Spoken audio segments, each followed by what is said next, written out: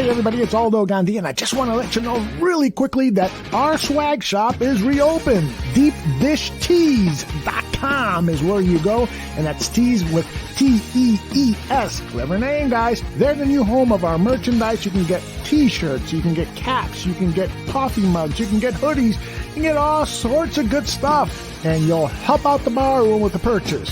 So head over to DeepDishTees.com.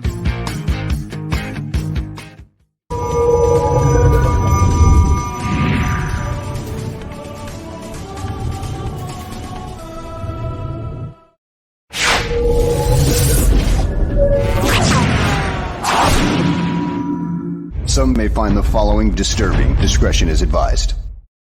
Put the children to bed. It's time for Dan and Aldo to bare their souls.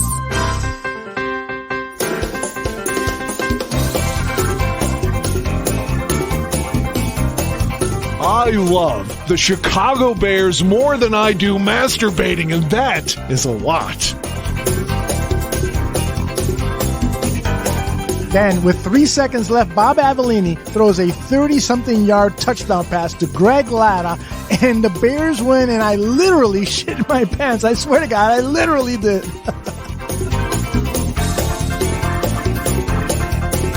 Eric Kramer, for me, I love the guy. He's a tragic figure. I mean, he embodies all that is.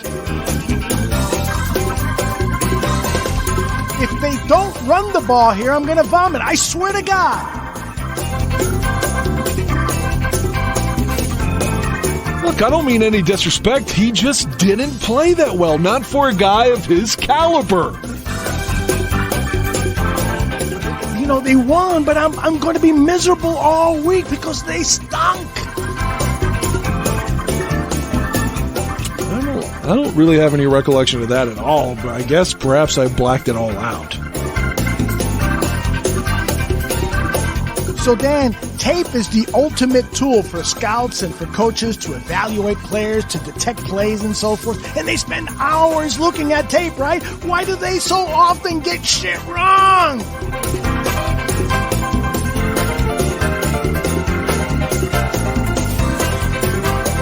Ladies and gentlemen, Dan and Aldo.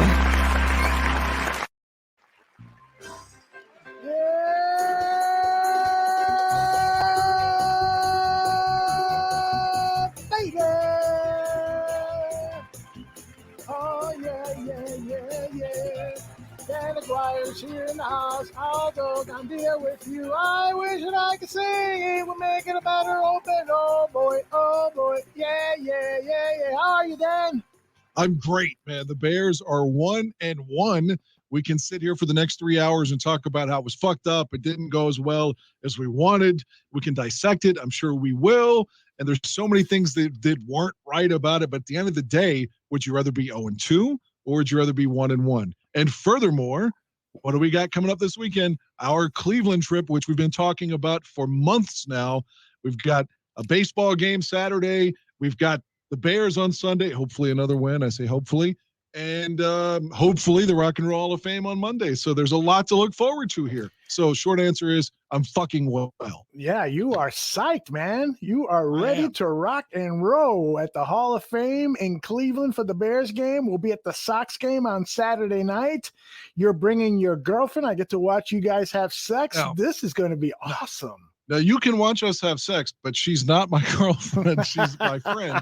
She's my pal who has a vagina. What's wrong with calling her your girlfriend? Maybe she wants to fuck you, too. Have you thought about that? Maybe that's what this is, like one of those poly things. Poly? I never heard of that. Poly? Oh, that's what all the younger women are. I swear to you. If you ever get divorced again, you're going to be in a world immersed again in shit. Where every younger person that's a millennial, that's their thing. Like, I don't use pronouns. I'm non-binary. And basically that means they fuck whoever they want whenever they want. Well, then I'll stand in line. Nah, I'm just kidding. Brandy is a good woman. But we're not committed. We're friends. No, well, that's great. But there's nothing wrong with calling a girlfriend. You can have more than one girlfriend. Yeah. If you want to look at it that way, then yeah, I guess I'm a hustler. That is great. King Pookie Nation Alvarez wants to know if we're going to be vlogging our trip. I don't know what that means, vlogging. Does that mean, like video, sending videos over on Twitter? Yeah, we're going to do that. Absolutely. Fucking A, man. Everything except the sex part. We're not going to. Yeah, that's obviously clearly a joke. But Randy doesn't want to fuck me, and I don't blame her. No, but yeah, we're going to do a lot. She's way hotter than I am. We're going to do a lot of stuff out there. Man, we got a lot of activity in the chat room. 4,000 Clovers. Is that truly what non-binary means? I sincerely didn't know. That is. Yeah, they don't like to use pronouns and stuff. And it doesn't necessarily go strictly to trans, but I think it's sort of in that realm where they don't want to say he, she, or any pronouns, man. They just, in my own head, I'm thinking, just say you're bisexual, but you just have to extrapolate further and further and further into just more categorical analysis with this younger generation. I sound like an old man telling you to get off my fucking lawn now. I know. There is a character on the TV show, I think it's on Showtime or HBO, one of those two, and the show Billions. And she's a brilliant, and I say she, but I should be saying they, which is weird because I'm talking about a single person, but the pronoun to be used, I guess, is they. Excuse me. Anyway, and she. Now why is she a they? That's apparently what is politically correct now for somebody who doesn't identify with just one single gender. So there I go again. They can have sex with a man, a woman, a But trans. isn't that bisexual? What is that? Well, I don't think it's limited to people who identify as men or women. So it could be somebody who identifies as a transvestite, transsexual. You have it. That's about all I understand on that. Joe Mandel tells me that it is on Showtime. Billions into, I think, season 3 or 4, episode 2 or 3 just came out. Excellent show. When you say they, I'm conditioned to think plural. Yeah, I am too. I don't know. I don't know. Part. If I just say I suddenly want to be called she, just because I like it, but I still have a penis and I'm not even transitioning. Whatever. I just like to be called she, but I'm still a guy. All right. Well, you heard it here, folks. But Dan wants to be called she. Is that something that happens? Like, I don't want to sound like a conservative here. I'm just trying to flick the jab and see what is 2021 standard on this. I don't know. It's all happening too quickly for me. Well, I feel like Clint Eastwood in a movie when he got old, like you're not allowed to say Asian race jokes. What was that movie called? Like Gran Torino or something? Yeah, Gran Torino. But he's made one just recently that seems like it's the same movie, just a different setting and different characters. Mexico movie? Yeah. I saw that. I watched that in the middle of the night at 911 last week because it was like, it's on HBO Max. It's in the theaters. It's Clint Eastwood. He's 91. He's still alive, goddammit. So I was like, all right, fuck it. I'll watch it. I mean, to be 91 and direct and star in a movie, I mean, guy can barely walk, but he's doing both. So that's pretty impressive. But yeah, the movie was, it wasn't very good. Yeah, his movies lately have not appealed to me much. Brandy is in the chat room and says that Dan is a lesbian trapped in a man's body. So I do love to eat pussy. Yeah, I've heard that about you. Yeah, I do. And like, it's so like, I don't know why it's like supposed to be one of those things like you lie about. You're not supposed to like it. It's just like, it's not fashionable to like it. Like, why wouldn't I like it? If I'm a guy and I like women and I do, why wouldn't I want to do that? That's bizarre. Yeah. First thing I ever did. The first fucking thing I did. I told you, June 22nd, 1995, my first day of ever experiencing a naked woman. I kissed her, blah, blah, blah. I played the boobs a little bit. First thing I did, I was like, I'm going straight down. I'm going to eat this bitch's pussy. And I did. And it was great.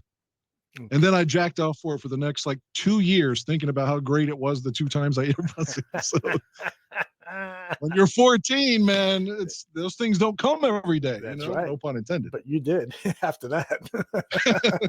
4,000 Clover says he met the weirdest thing the other day at a bar. The weirdest thing. This girl told me she doesn't like men, but she bangs a transsexual with a dick, so he didn't get it. I think that was just purely she was brushing you off. 4,000 Clovers. I don't want to touch that at all. So. Yeah, we're into uncharted territory here at the Barroom Network. This is normally like midnight, 11:30 p.m. talk for us on the show. That's right. But we're starting the show out with some vulgar stuff, so that works for me. All right, so let's talk a little Chicago Bears because I want to get your impression. You and I didn't get a chance to exchange texts during or after the game. Your overall impression. I watched the game late. That's why I didn't. Okay. I did not want to know. I had to work until 8 o'clock that morning, and I slept as late as I could. So I think I woke up about 3 p.m. Eastern time, and I started the game when it would. In reality, it would have been in the third quarter. I started it, and so I was behind. So my phone was completely turned off. Okay. I didn't do. If anyone's listening and wanting to know where the media thing is, like I normally do that collage of like 15 minutes of reaction, how the podcast on Chicago radio are reacting to the game.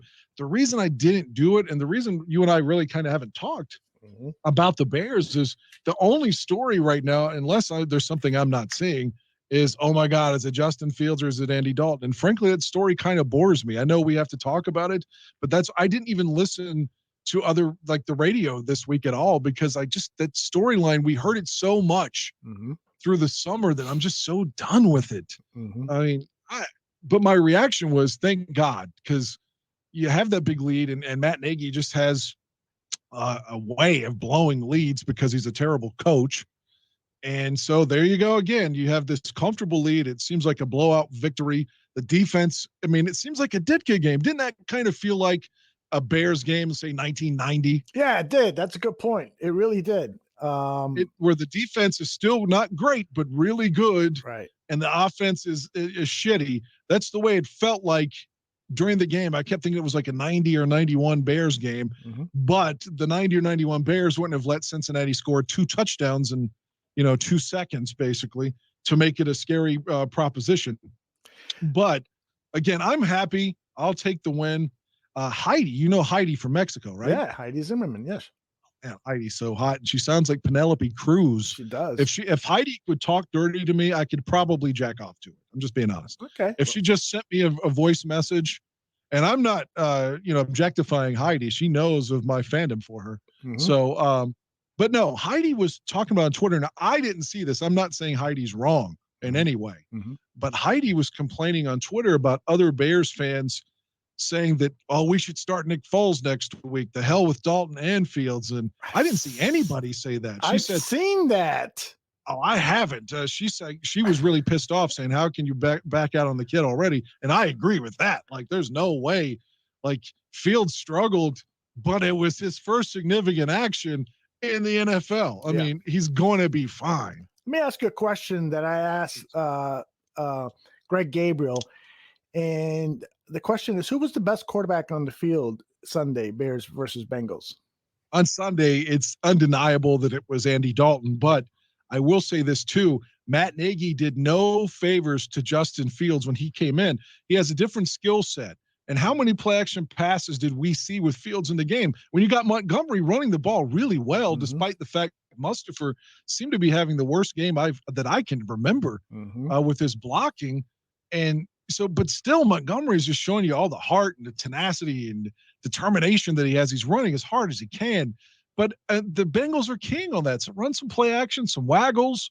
Like, he did none of that. Again, it's just like it's exactly the way he coached when Trubisky was here. When you're not taking advantage of his skill set. And the only thing that saved us was, Fields, unlike Mitch, wasn't afraid to run.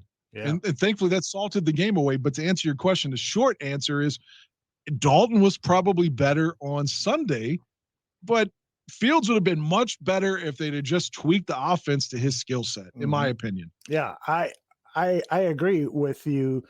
There had to be it was interesting too that Jason Peters, the left tackle for the Chicago Bears, who played really well, surprisingly well on Sunday against the Bengals. He was talking about having to block for different quarterbacks because he's blocked for Michael Vick and for who was a more stationary quarterback of the two at the time. Darn it, I'm forgetting, but they had two quarterbacks. And so he's blocked for a scrambling quarterback. He's blocked for a quarterback like, Nick Foles. That's who it is. And so he says, it's totally different with Dalton and Foles. Those guys take their drop, whether it's a 5 or 7 step drop. They slam on that back foot, and then they move forward in the pocket. With Justin Fields and Michael Vick, those guys take their drop back, and depending on where the pressure comes from, they're going to try to find an opening. And so the blocking has to be a little bit different. Peter says he's going to make some adjustments to his blocking to better suit Fields' game if indeed Justin Fields is going to start this week. So there's the Bears PR said on Monday that Dalton's still the starter, right? Well, yeah, that was a very unusual event. Brad Briggs asked the question, who is starting Sunday? And Nagy responded by, it kind of all depends on the scheme. And so it was, what the hell are you talking about, the scheme? And so they sent in the PR department back to the press room to say, Andy Dalton is the starter if he's healthy. So that's the question. And it was funny because Rex Ryan saw that, and he said this on Get Up on the ESPN show with Mike Greenberg. Come on, dude. Everybody in the world knows you got to go with Justin Fields. And I've been trying to think about, I've never really been in that situation. Because I made the right call. I gave the rookie the start, okay, several times. But it reminds me of when my dad was the head coach of the Eagles. Yeah.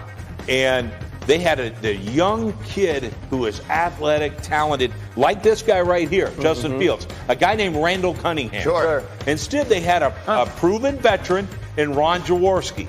All right? He had to make a decision. They made the decision you had to make. Yeah. Give Randall Cunningham the job. He goes on, wins it, 2 MVPs for the Eagles and 1 with the Vikings. That was the call. This is obvious to everybody except Matt Nagy. Pretty strong comments there from Rex Ryan. Rex Ryan loves to suck toes. How about you? I used to when I was younger. Nowadays, just let me get in and out.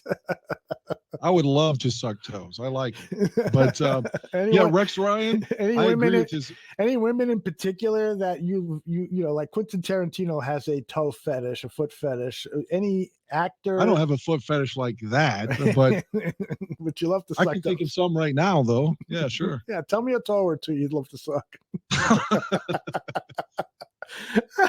How about the vice presidents? The vice president. Oh, yeah, Kamala Harris.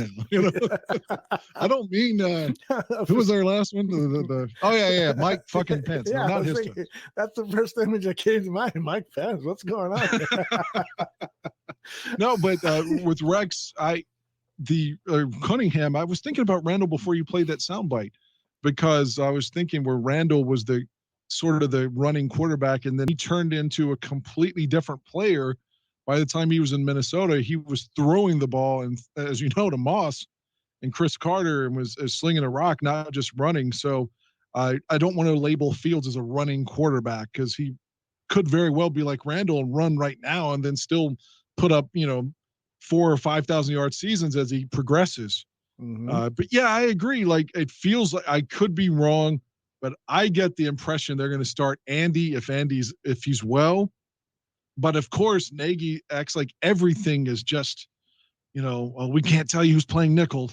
We can't do this. We're going to fool them. We're going to be smart. We're going to make Cleveland sweat. Who's going to be the quarterback when they really don't fucking care? On paper, they're favored to win by probably 10 points. Mm-hmm. And they should blow us out. Hopefully they won't. Hopefully the Bears can get an upset because Cleveland does have a propensity for failing in the clutch, let's be honest. Mm-hmm. So hopefully we can exploit that. But I don't think he's going to tell us until probably Saturday or Sunday. But I wouldn't be surprised if it was Dalton, because if Fields goes in and struggles again, people are going to point the finger at Nagy. And he doesn't like that. His whole card is to say, if the Bears suck this year, is to say, but we've got Justin Fields, and but what about next year when I can coach Justin Fields up? Mm-hmm. If he has a season like, say, Mitch did in 17 Fox's last year, where he shows some promise, but the Bears suck, he could still lose his job. Mm-hmm. So if Fields goes in there and has a couple more bad games with things like rhythm and false starts, then people are going to point the finger at Nagy, and he does not want that. Well, that's an interesting thought, because Mike Florio was on the Rich Eisen show, and he talked about that Andy Dalton gives Matt Nagy some cover. Listen to what Florio says to Eisen. I think the deal that necessarily was done when they traded up and gave up next year's first-round pick to get Justin Fields is that everyone's getting judged based on what Fields does next year. So anything that happens this year is about making sure that you maximize the performance level of Justin Fields next year. And I'm not saying they're treating this like a redshirt year, scholarship year, whatever, but it would be beyond ludicrous for the Bears to fire Matt Nagy, Ryan Pace, and or Ted Phillips after this season when you've made the investment in Justin Fields. So next year is when everyone's on the clock with whether or not Fields is any good. So if they think that not putting him in a situation where he has, 4 interceptions in 35 minutes or getting beaten around behind an offensive line that maybe isn't as good as it needs to be, and they'd rather defer as much of it to next year as possible, that's where it's coming from. But Rich, this Andy Dalton injury gives them a chance to just kind of give him a test drive. And if Justin Fields fails, you don't have to say he was benched. You just say Andy Dalton's healthy. And when's Andy Dalton healthy? He's healthy whenever Justin Fields is deemed to be not good enough to get it done. It's perfect. It's falling right into their laps. I think that's a fascinating theory. Please play that for Greg Gabriel. Please.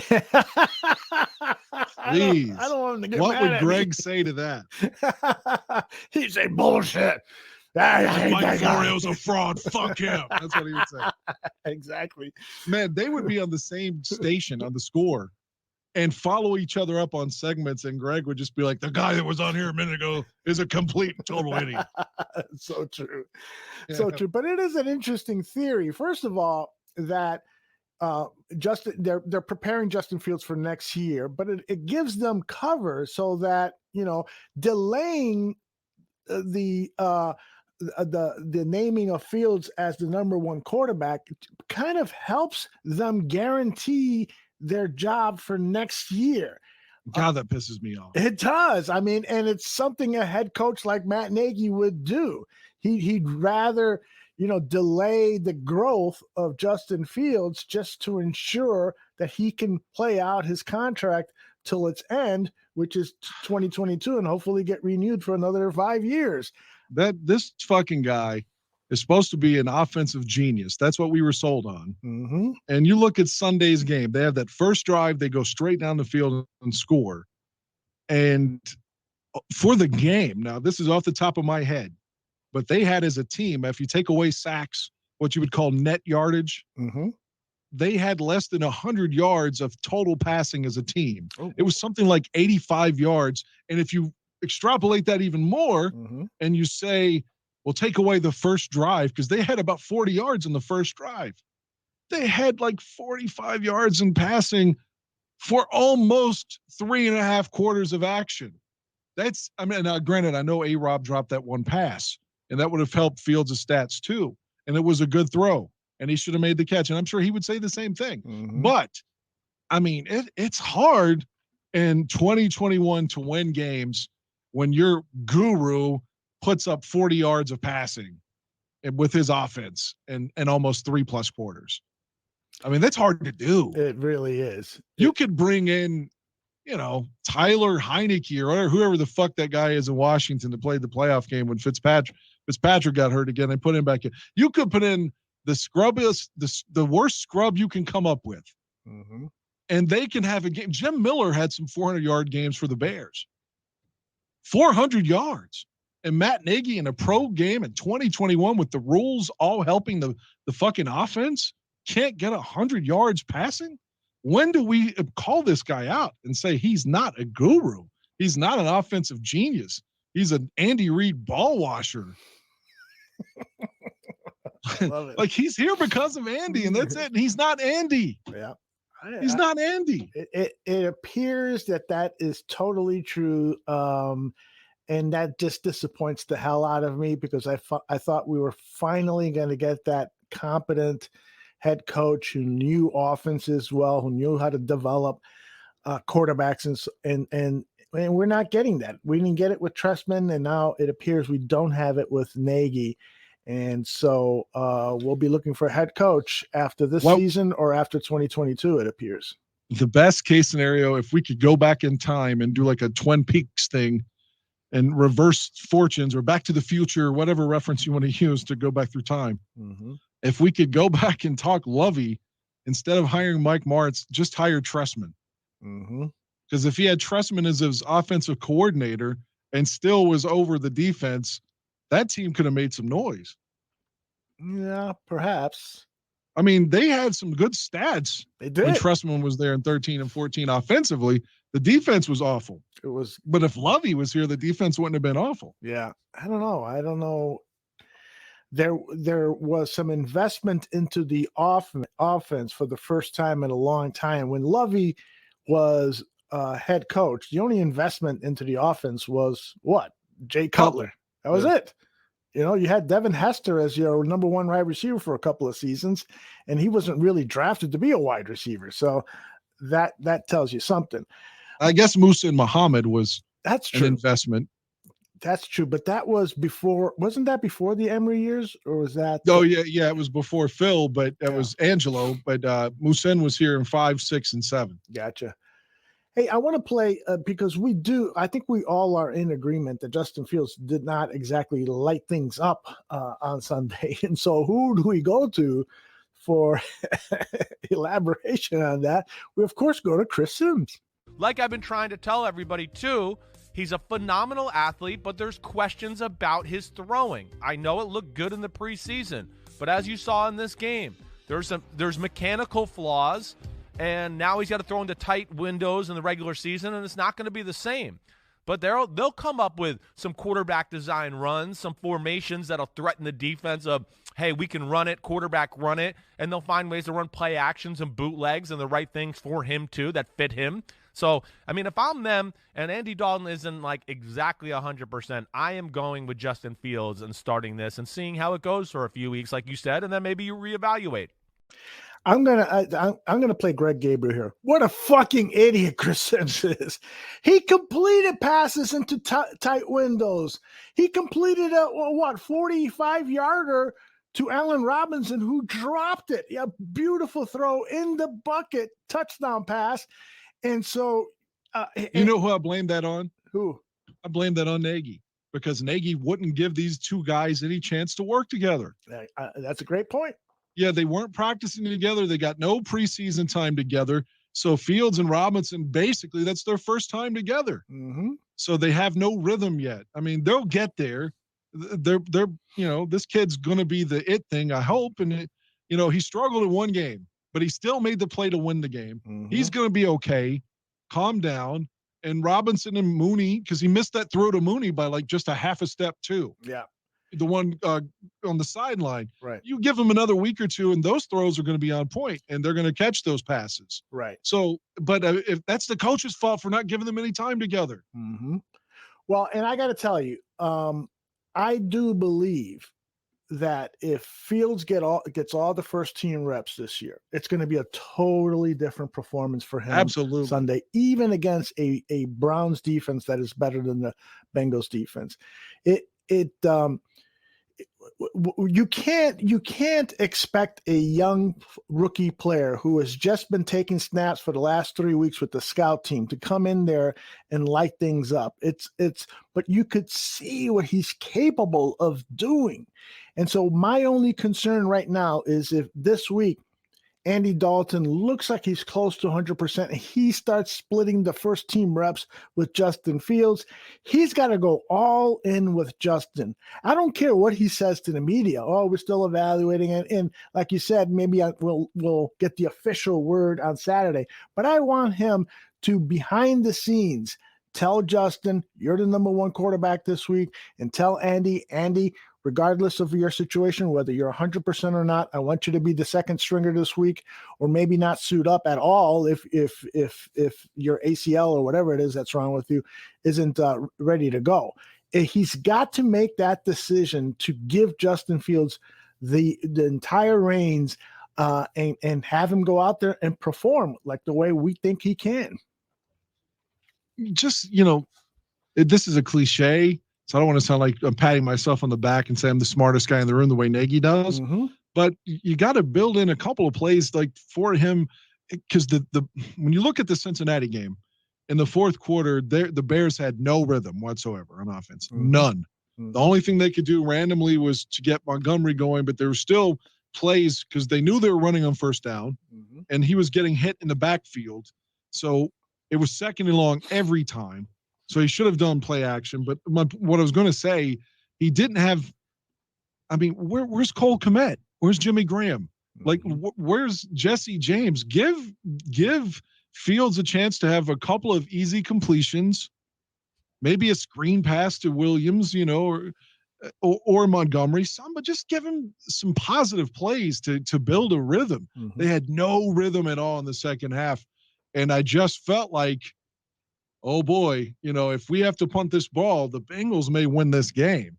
So I'm glad Fields ran for the first down. That was huge. That was huge. And we got lucky there, I really believe. But, like you were saying, if you give him first team reps, you'd have to think like his work with Mustafa will be better. Won't have those false start penalties on himself, because he's expecting the snap before Mustafa is obviously ready to snap it. And those are things that will be ironed out as they practice together.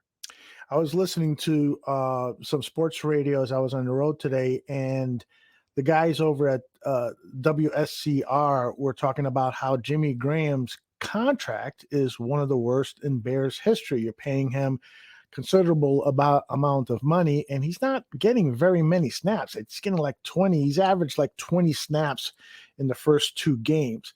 And yet Cole Kmet is only targeted once. He saw many more snaps, but only had one pass thrown his way. So what is going on with the tight end position in the Chicago Bears, given that this is an integral part of the Andy Reid offense? He doesn't know what to do with it. That's my opinion. He does not know what to do. It's like he has too many toys to play with. He just doesn't know how to utilize them. He's this guy would be great if you're playing Madden on the Xbox 360, but he doesn't know what to do with grown men, real players, real formations, real offense against real defense. I mean, I don't want to channel Mr. Atoshin, but he is a fraud. Well, I hope that he proves you and Atoshin and all the doubters wrong, but I just don't see. I just don't see it. I do too. I hope he tells me to go fuck myself and I celebrate with a division championship shirt or something. Good. Yeah, exactly. That'd be great. Exactly. Oh my God, he gives me absolutely no faith. And just look at those stats. Like I said, I think it was 83 yards of total offensive passing the ball. 83 yards. That wouldn't. The 1971 Bears would have had more than 83 yards with Bobby Douglas. With Bobby D. Bobby Douglas would have run for 150 and at least thrown for 90, right? Yep. I mean, come on. How can your offense be so poor for so long and yet he's still so arrogant? Mm-hmm. Yeah, that is the thing. If I was really bad at fucking my wife or my girlfriends, like every day, like literally just was horrid in the bed. And still I had this like puff my chest out like I'm some man's man who should be in porn. I mean, the woman would tell you, like, you fucking suck. Like, why do you have this ego? Like nobody tells Nagy that when it comes to his poor offense, though. How can you still like tell people with a straight face that you're some kind of guru? I don't know, man. 26 coaches on that staff, right? Yeah, that's right. And they can get 83 yards? Mm-hmm. God, it's I don't even know what to say what the right adjective is. It's infuriating. It really is. Really is. And that smirk that he had when he was having that interaction with Brad Biggs about the scheme and the quarterback and so forth. That was so. I retweeted you. That was horrible. Oh my goodness, that really, really made people hate him even more. I mean, they've got a bad public relations problem with Matt Nagy. If they got to continue to win some games to lighten the outcry against him, because if they continue to lose, if they have a losing record this season, the calls for his dismissal are just going to be through the roof.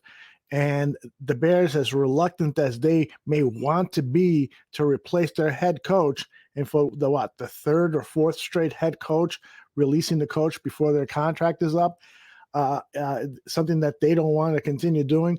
But if we get there, hey, we get there. We need an efficient coach now that we've got this quarterback. But the likelihood is that it's just not going to happen. The Chicago Bears management is going to stick with Matt Nagy come hell or high water.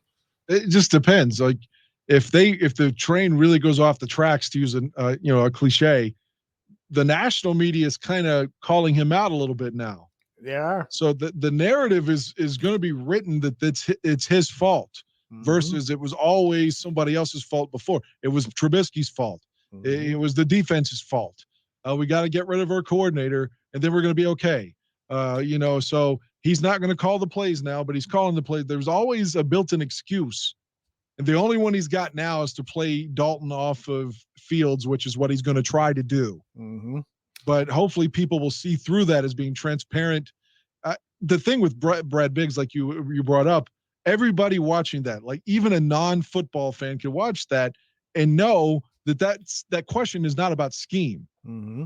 So to me, if he just says, look, Brad, I appreciate the question, but I don't want to answer it. Mm-hmm. I don't want to tell you. I mean, I don't feel like I have to tell you that. Exactly. Like I would almost have respect for him, but to sit there and lie and say that's about scheme, that is not about scheme. And everybody knows it. Right. So he's becoming worse. He's becoming a nicer version of John Fox. That's right. Where he just lies to your face, but he does it with a smile. In a lot of ways, that's worse. Mm-hmm. That's like, again, to use an relationship analogy, it's like the woman is smiling to your face and saying, I love you, and then fucking somebody else behind your back. That's Nagy, whereas Fox is the one that's just like, I don't like you. I don't care if you like me. I'm going to go fuck somebody else. Like Fox to your face didn't care about civility at all. Yeah. So Nagy's a little bit nicer about it, but he's duplicitous and he's fucking people behind your back.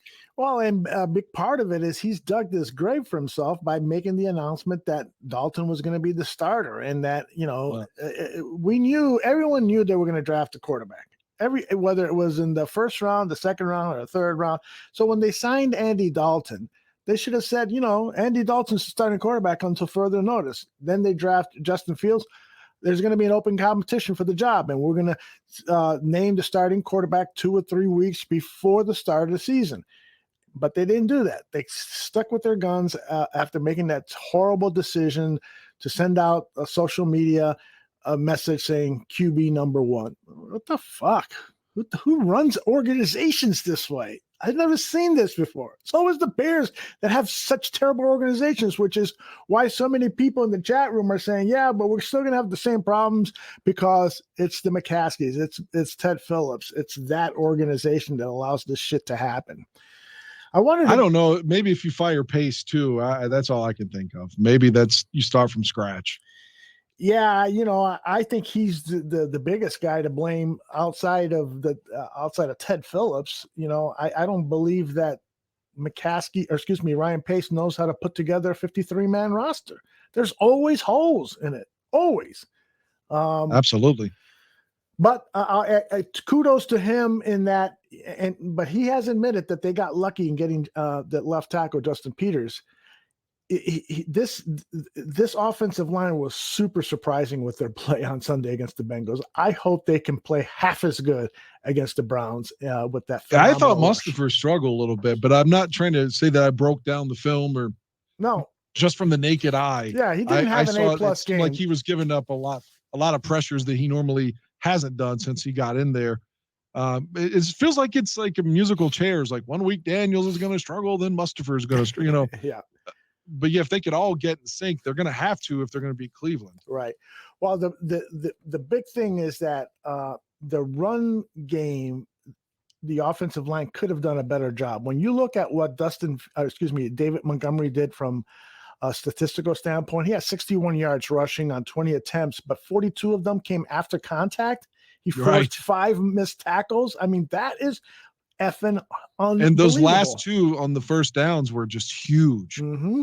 His last 2 runs of the game prior to Fields' those plays, those are the biggest ones of the game. Yep. All pure effort from those 2 guys. Mm-hmm. See, Jamal Lewis has a question. Do you think they're trying to make up the Trubisky-Glennon fuck up in 2007? They didn't want Trubisky to start at all either. I don't know about that. I think they wanted Trubisky. Well, they wanted the same kind of development plan for Trubisky that they currently have for Justin Fields. Well, Andy Dalton is 100% better than Mike Glennon. There's no, I mean, even if you don't like Dalton, there's no way to deny that. Absolutely correct, 100%. There's no comparison. There's no comparison.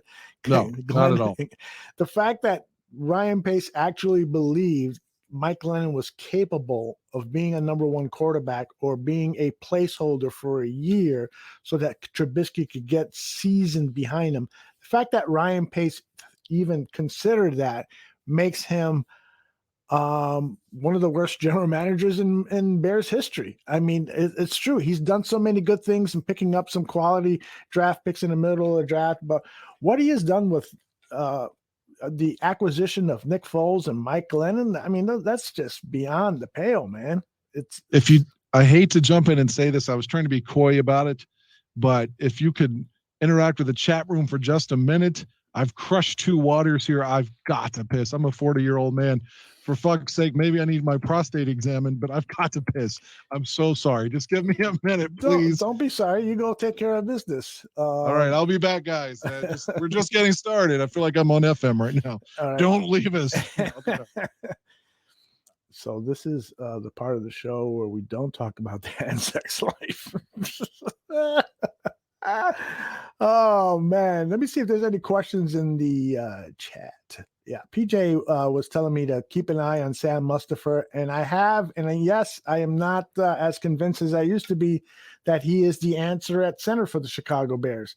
But I do think that the Chicago Bears, that Juan Castillo and the Chicago Bears can help Mustipher along. He's going to get better. He's going to get better.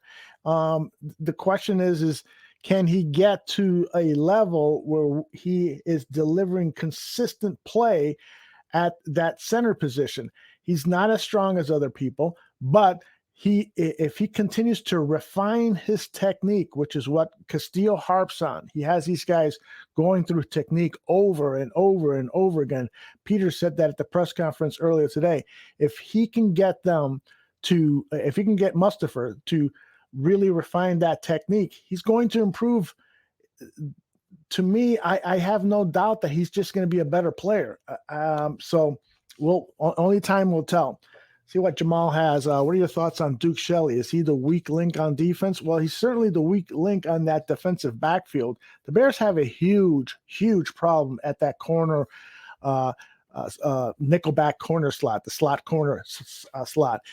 And to me, it just doesn't make sense that in this day and age where NFL teams are throwing the ball 40, 50 times, that the Bears haven't paid more attention to getting high-quality defensive backs. Their philosophy, Ryan Pace's philosophy, is to pressure the quarterback, and that will help even mediocre defensive backs play better. Well, that may be true, but what happens if you're not getting pressure on those quarterbacks, which the Bears have not consistently done?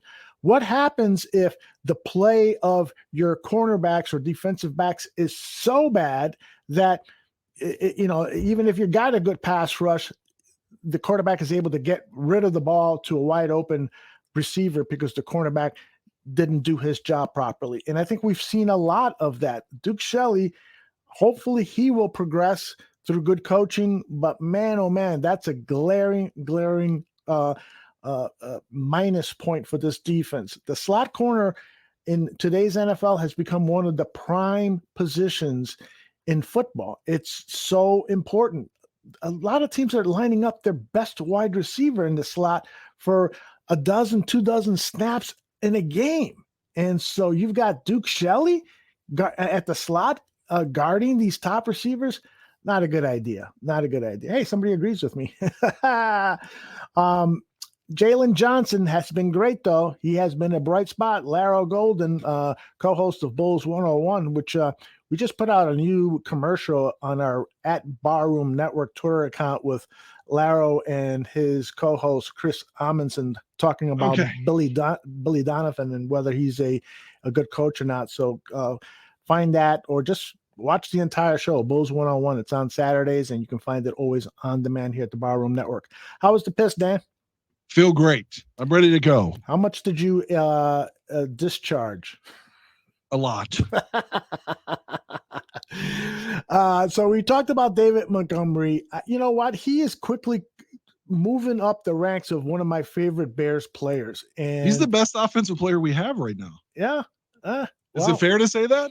Until Justin Fields starts playing to his capability? Yes, absolutely. You're absolutely right. And I'm not ready to give up on A-Rob. I know a lot of people are down on him because of that missed touchdown catch, but let's not forget he did catch a touchdown.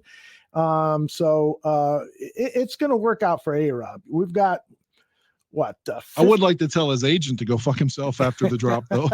Like, oh yeah, 16 more of these, eh?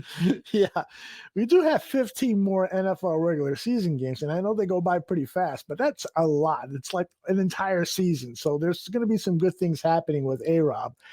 Yeah. Like I said, I blame that on lack of chemistry there, just a lack of playing time together. Well, the other thing is on that touchdown that he dropped, he was being molested by the cornerback, and that cornerback should have been flagged. That there was contact there, and it disrupted A-Rob a bit. Now, I'm not excusing the fact that he dropped it because the ball was still in his gut, and all he had to do was squeeze it. But I got a feeling that he didn't squeeze that ball into his gut because he was, that cornerback was all over him, and there was no flag thrown. Again, NFL officiating is what it is. We're going to talk about taunting, but let's talk about it a little later, okay? Can I say one thing real quick before you go on? Of course. Like you said, that call or lack thereof is questionable. The one they called on Kmet was awful. Mm-hmm.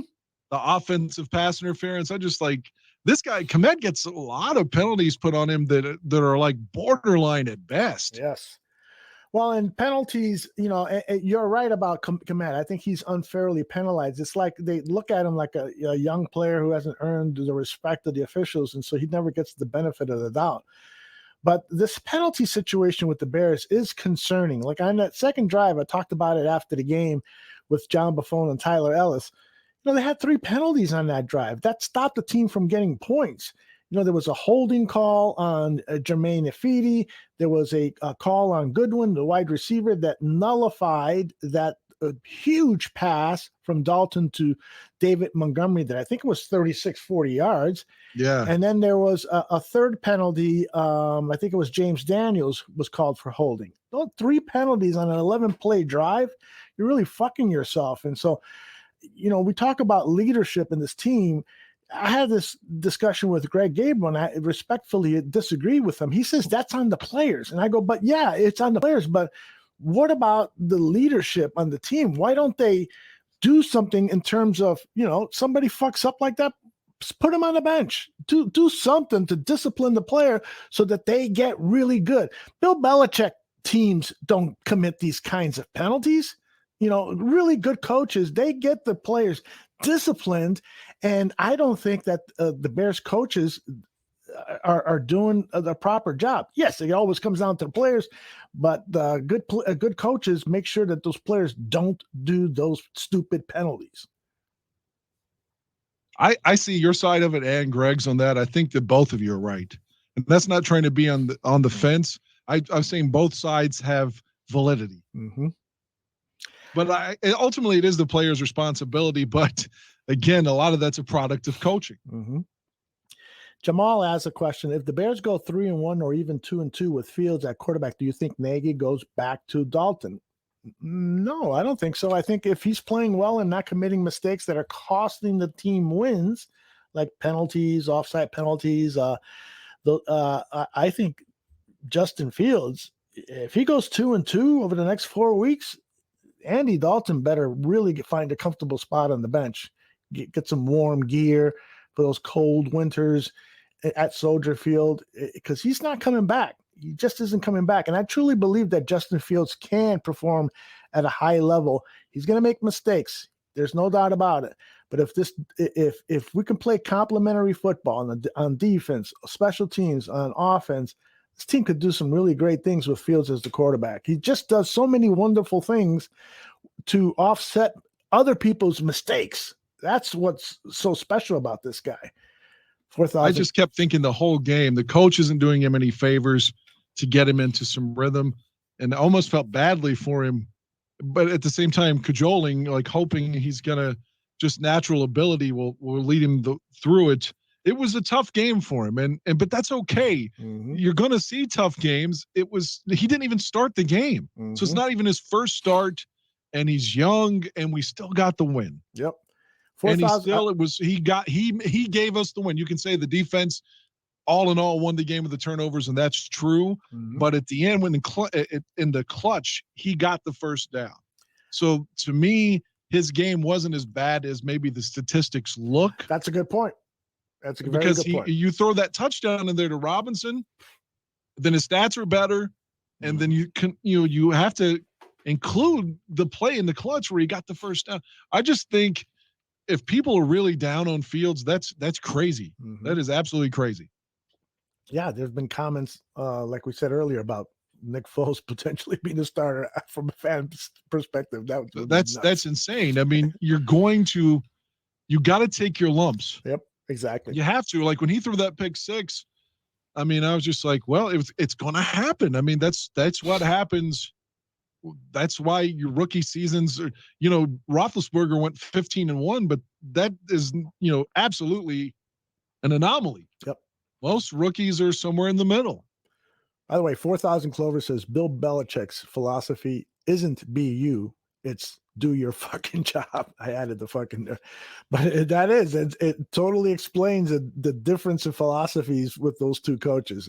Does BU mean we try to get 80 yards passing as a team?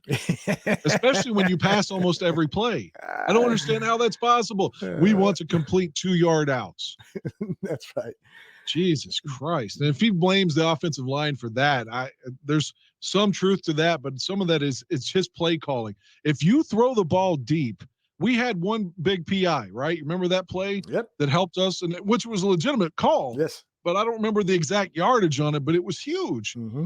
Well, maybe you take a shot, throw it deep. Worst case scenario, A, Dalton gets sacked and they get a roughing the passer call. B, you complete the fucking thing. Or C, maybe there's a PI, but he doesn't even take a chance. That's right. That is right. All right, let's talk a little bit about that defense. I know you have been harping on the defense for quite some time, justifiably so, I should say. But this time against the Cincinnati Bengals, they really had a good game. And it was interesting that Sean Except for one guy. And who's that? Duke Shelley was awful. It's already been talked about. He played the worst game. Now, once more, maybe he'll get better. Mm-hmm. I don't know if you go back to Marquise Christian or not, but I was thinking, damn, where's Buster Skrine? Is he on the street? Is he available? He's out there somewhere. Every play, and Cincinnati was obviously targeting him. Every play he was involved in, he was getting burned. Yep. And then the one play, Eddie Jackson hit him as opposed to on the long touchdown, like hit Duke Shelley. Maybe he was expecting help, and Eddie fucked up again. I don't know. Eddie had 2 good plays on Sunday, but he's still scary too. But that Duke Shelley was awful. Yeah, I think they've got like a problem at the slot corner. I was talking about this while you were out taking a whiz. Slot corners in the NFL have become so valuable because so many teams are now putting their best wide receiver in that slot wide receiver position for 2 dozen plays. And the Bears continually put their third best corner in that position. And it's usually a small guy. And sometimes that small guy has got to go up against somebody who's 6 inches taller. I think that the Chicago Bears, they should be focused on bringing in some top quality cornerbacks, either via the draft or free agency. That's where the game is going. There's almost too much of an emphasis being put on pass rushing. Like, I get it that the Bears like to have great pass rushers. That way they can only send 4 guys in rushing after the quarterback and then keep everybody else guarding against the pass in zone coverages. I get that.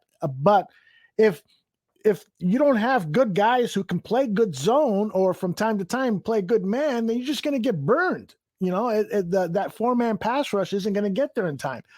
So Duke Shelley is a liability right now, and he is somebody that I don't have as much confidence in as I do at Sam Mustipher, but we'll see. This is Sean Desai. This is Shelley's 3rd year. So by now, fucking Shelley should be showing some promise.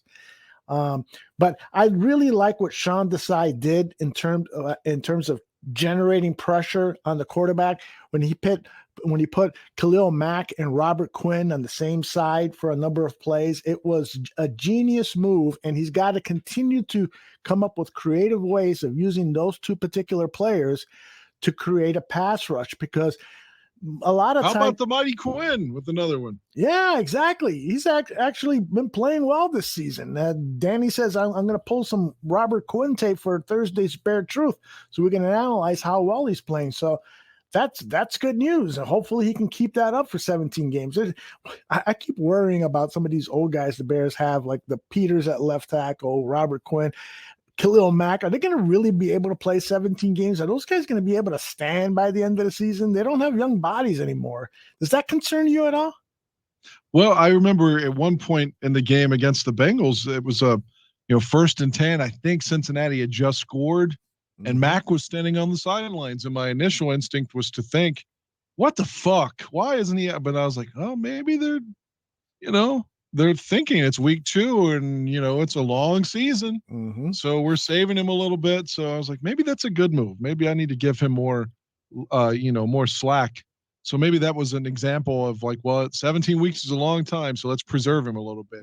But I just thought in the clutch, when you just gave up a touchdown, we need you now. This is when you shouldn't be resting, but whatever.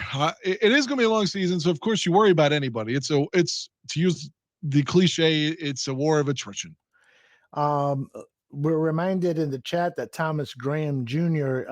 Might be in the wings to play that nickelback position, and that would be good. He showed he was okay in the preseason. Yeah, it seemed he showed me a lot. He's a young guy. He's got to learn. Is he the one that had the pick 6? Yes. Yeah, I thought so. Yes. James has a good question.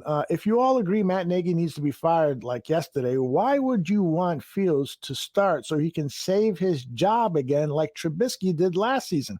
I can answer that immediately because we're Bear fans. We're Bear fans, and we root for the fucking logo. We root for the team. Or in Aldo's case, he's rooting for the city. But I'm a road guy, but I still care about the team, and I'm never going to root for them to lose. It is, and James, I'm going to try to remember that question from Mike North, because North is a huge Trubisky fan and continually says that Trubisky saved Matt Nagy's job. So I'd be interesting to get his point of view on that. But I'm with you, Dan.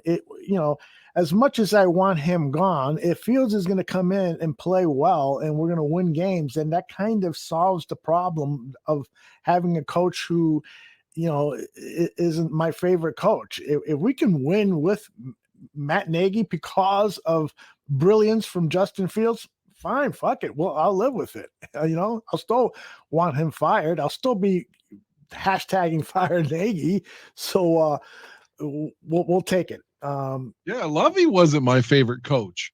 Neither was Dick Duran. I loved Ditka, and for some reason I really liked Wanstead. But I didn't love Duran and I didn't love Lovey. I mean, I respected them. Don't get me wrong. I rooted for them, but that's the thing. I was still rooting for the Bears to win, even when it felt like it was because Lovey was here a long time. And people act like he was given a short end of the stick. I mean, when you have 2 back-to-back collapses, 7-1 and 7-3 the next year, and you don't make the playoffs either time, you typically go, especially when you're 8-9 years in. So it just felt like it was time for Levy to go. But there was a couple of years where it looked like that he could be fired, especially that 09 season. You first get Cutler and the euphoria of that. Mm-hmm. And there's a couple of games. They went to Baltimore in the snow that year and lost by like 38, and Cincinnati blew them out, and Benson ran for 200 yards, and they were losing bad. So I thought he could have been fired then. But again, I was still rooting for the Bears, so I'm rooting for Lovey. Yeah. Or in this case, I'm going to be rooting for Nagy.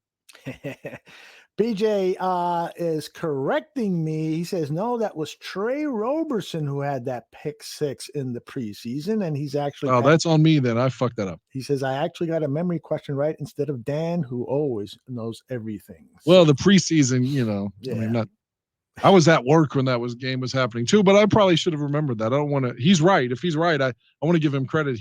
I fucked that one up. Now, everybody knows, everyone that follows the show knows about your incredible memory, but let me throw one at you. When was the last time the Bears played the Browns? You remember that? Yeah, of course I do. Mitch won. It was in 2017, late in the year. I don't remember that. I do. It was at Soldier Field, and like I said, it was snowing. It was in December. I can't remember who scored. Maybe Jordan Howard. Yes, now I remember. Yes, it was. Howard. And Mitch, I think Mitch made a snow angel. It seems like. Yes, that's right. Yeah, but that game was a while ago. It feels like it was a really long time ago. I was about to ask you all, and of course, this is a hypothetical. It would never happen. Mm-hmm. But how about the chat room? How about Aldo Gandia? Like right now, if I'm telling you, if you really wanted walking through that door right now with everything exactly the same, the way it is right now, you can have John Fox come back and take over, or you can keep Matt Nagy. But those are your two options. Where would you go? Oh, fuck. I would take Fox. Really? No, I can't. At this point, I would take Fox. I can't. I'm sorry. I'm sorry. I can't do it. That's how down I am on Nagy. I'm down on Nagy too, but you're asking me to pick between Ebola and COVID. but I'm asking, from my perspective, let me try to sell you then. Okay. Of course, this is never going to happen, but I'm saying if Fox would come back, mm-hmm. you could still have the same offensive staff. So Bill Lazor's calling plays or DeFilippo's calling plays and not Nagy. Mm-hmm. And you have Fox, who at the very least is another guy that could help that defense even more. Because, I mean, he was a defensive guru himself. He did well with the Giants as coordinator, did well as a head coach in Carolina and Denver, went to the Super Bowls. So I would take Fox over Nagy right now. I can't believe I'm saying that because I wanted Fox gone just like everybody else. I can't believe you're saying it, and I can't believe everyone in the chat is saying the same thing. Travis is for Fox. James says, I take Fox all day. PJ says Fox. James Foster says Fox. J-Rock says Fox. Russell Webster says Fox. Tareen Whitfield says Fox. 4,000 Clover says, I take Fox at this point, and I didn't like him either. My goodness, I can just go on. There's so many more Foxes here. Not one vote for Nagy. I'm the only one. But Travis says Fox, but no Dow Hawkins. Right. That's what I'm saying. If you could keep everything the same. That is wild, man. Oh, man. I got to run a poll on Twitter. That's a great question. I think it is. I think you could almost substitute anybody else. Mm-hmm. Bring Lovey back. Of course, Lovey's got a large contingency of people that love him anyway. True. So you could say bring Wani back. Mm-hmm. Bring Jerron back. Like anybody would be, maybe not Jerron, but most people would be Matt Nagy. I think Jerron's been away too long now. What do you think about bringing Dave Wannstedt back? I see him on these talk shows, and the guy sounds brilliant. He's talking like he was a genius NFL head coach. He wasn't, but he was a good head coach. The Bears he was good. He did well with the Bears early on when the talent was a little bit better, and he won some divisions in Miami. The thing about Wannstedt is that he always had the guys playing hard for him. Absolutely. Oh, and man. knew how to run play action. Mm-hmm. He knew when it was time to run the ball. If anything, You would never see Wani in a 3rd down and goal from the half-yard line in a shotgun. That's right. He was a bit more old-fashioned. Now, James is saying he would even take Tressman over Nagy. I don't see that. I don't know about that. Now, again, if Tressman was Lovey's coordinator, I think if he's got a boss that can hold the team together, because like even Cutler said it was a shit show when he was the coach, and he liked him personally, but he had no authority or control over the team. Again, going back to Lance Briggs saying, I'm just going to open a restaurant. Fuck it. Is it week 1? What about Deborah's pick, Jim Harbaugh? Oh, man. Harbaugh, you can say what you want. I know you're not a Harbaugh fan, but Harbaugh learned under Mike Ditka, and he has that same old school approach as Bear fans I think we kind of longed for. Even when Lovey was here, his disposition is so much different from say Ditka. You know, he's way more mild-mannered, doesn't cuss.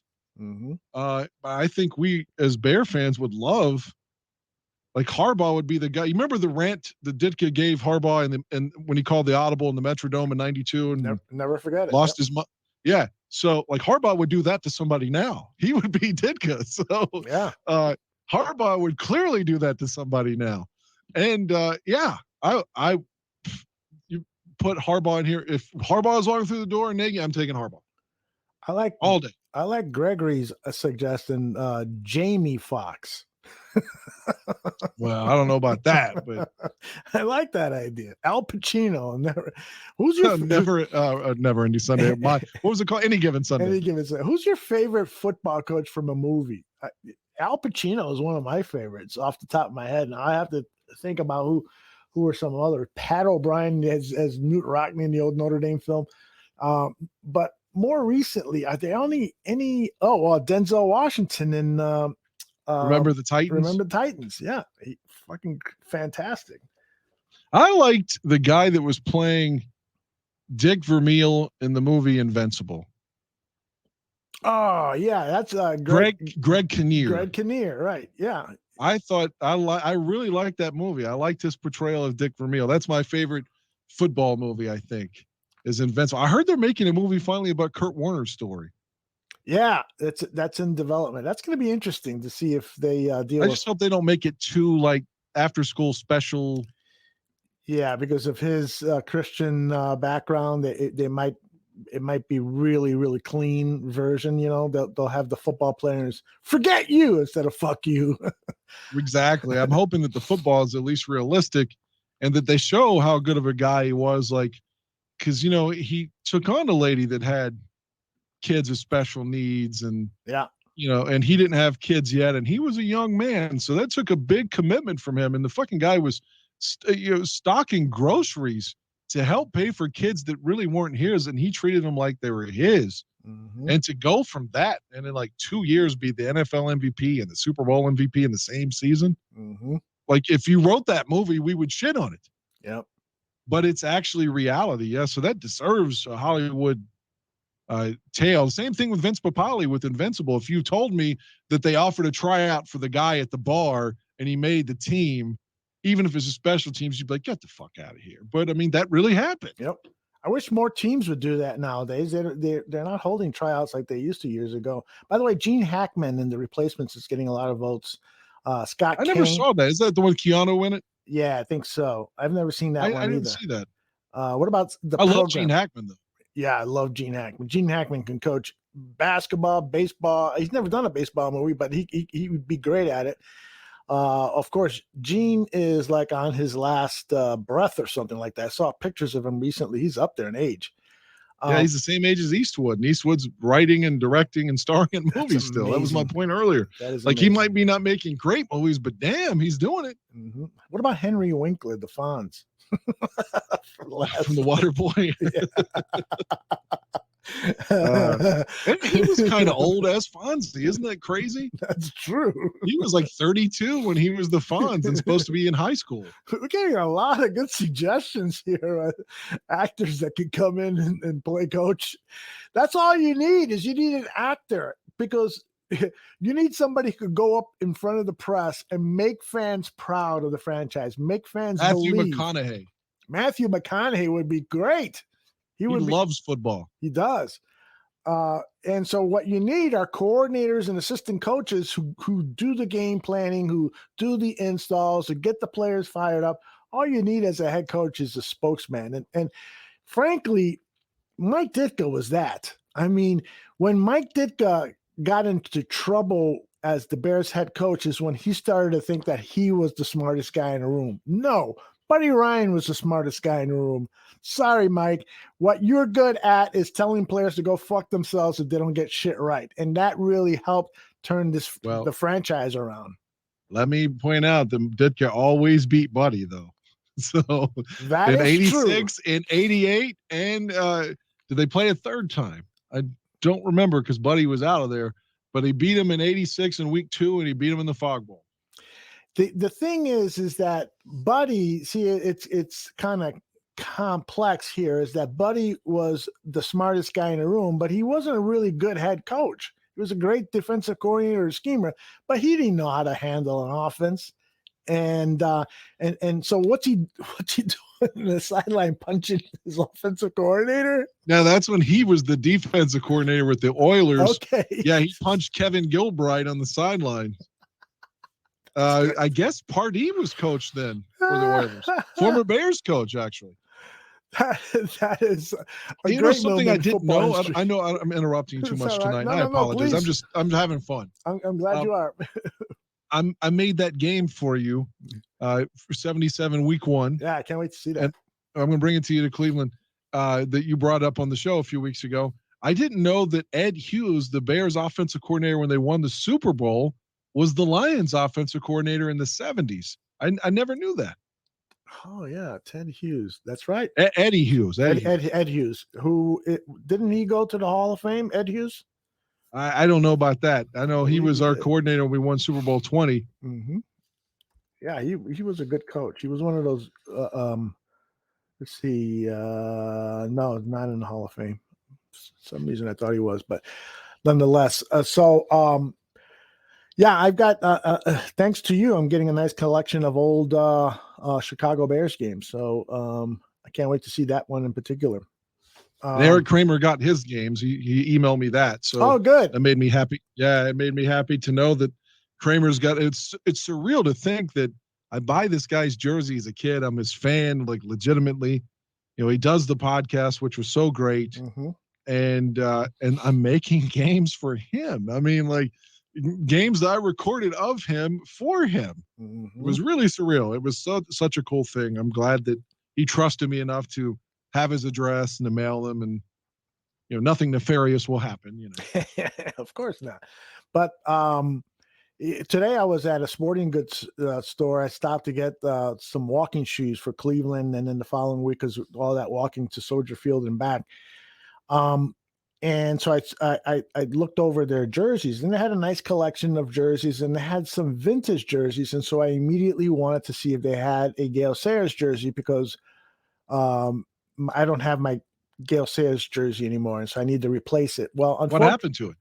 It's a long story. I'll tell you off camera. But they did have a beautiful Walter Payton vintage jersey that I was tempted to buy, but it's the white jersey with the stripes. The one I've got that one. Do you mean the 1936 one? Yeah. I've got that Walter jersey. See, that to me just doesn't seem right, because he never wore that jersey. I know, but where it was, mine's got the Bears 100 patch. That's cool. And to me, and again, this is probably, I mean, this would be good for you actually, because you or Mike North saw so many other players that I did, because I didn't come around into the 80s. But for me, I told you Jim McMahon was my favorite player. But if you told me who should be number 1 on the Bears 100, it's Walter. So to me, with the Bears 100 jersey with that patch on it, like to me, the number 1 is 34. So that's why I liked getting Walter in that jersey, despite the fact he never wore it. Yeah. I just wish the stores here in Chicago would sell Gale Sayers jerseys and Dick Butkus jerseys. They don't? They're so fucking hard to find. It's frustrating. Pisses you me should off. be able to get Gale Sayers and Butkus and Singletary. Yes. And like Dent and Fridge and McMahon, those should be easy. Yeah, Hell, if I could buy a Mongo jersey now, I would, just because of his condition. But I liked him as a player too. Yeah, definitely. You go to some of these sporting goods out in the north suburbs of Chicago, and they're selling like Green Bay stuff. What the fuck are you doing, man? Well, it's the tourists. There's a lot of tourists that come in to watch the Bears from Green Bay, Wisconsin. And so, these things sell. But it's Chicago. You don't fucking do that for a penny. Yeah, there should be a store in the mall that sells like every team, and that's where they could go get their Green Bay jersey. Yeah, like a Bears gift shop or something like in the heart of town should be Bears heavy. Yeah, exactly. So that store would be right next to where they collect all the garbage. And the shitter and stuff. So 4,000 Glover says selling pack of shit should be illegal in Chicago. I agree with you. They have the ugliest fucking uniforms anyway. They do. They are ugly. Who the fuck wants to wear green and cheese yellow? Gary asks, how is Mongo doing? There were some reports. He's not looking good. Bears had to buy him a wheelchair. Yeah. I can't believe what happened to all that money this guy made. And he had he needed a specialized one, like given his medical ailments, and it was some like cutting edge, wheelchair. It wasn't just a regular wheelchair, mm-hmm.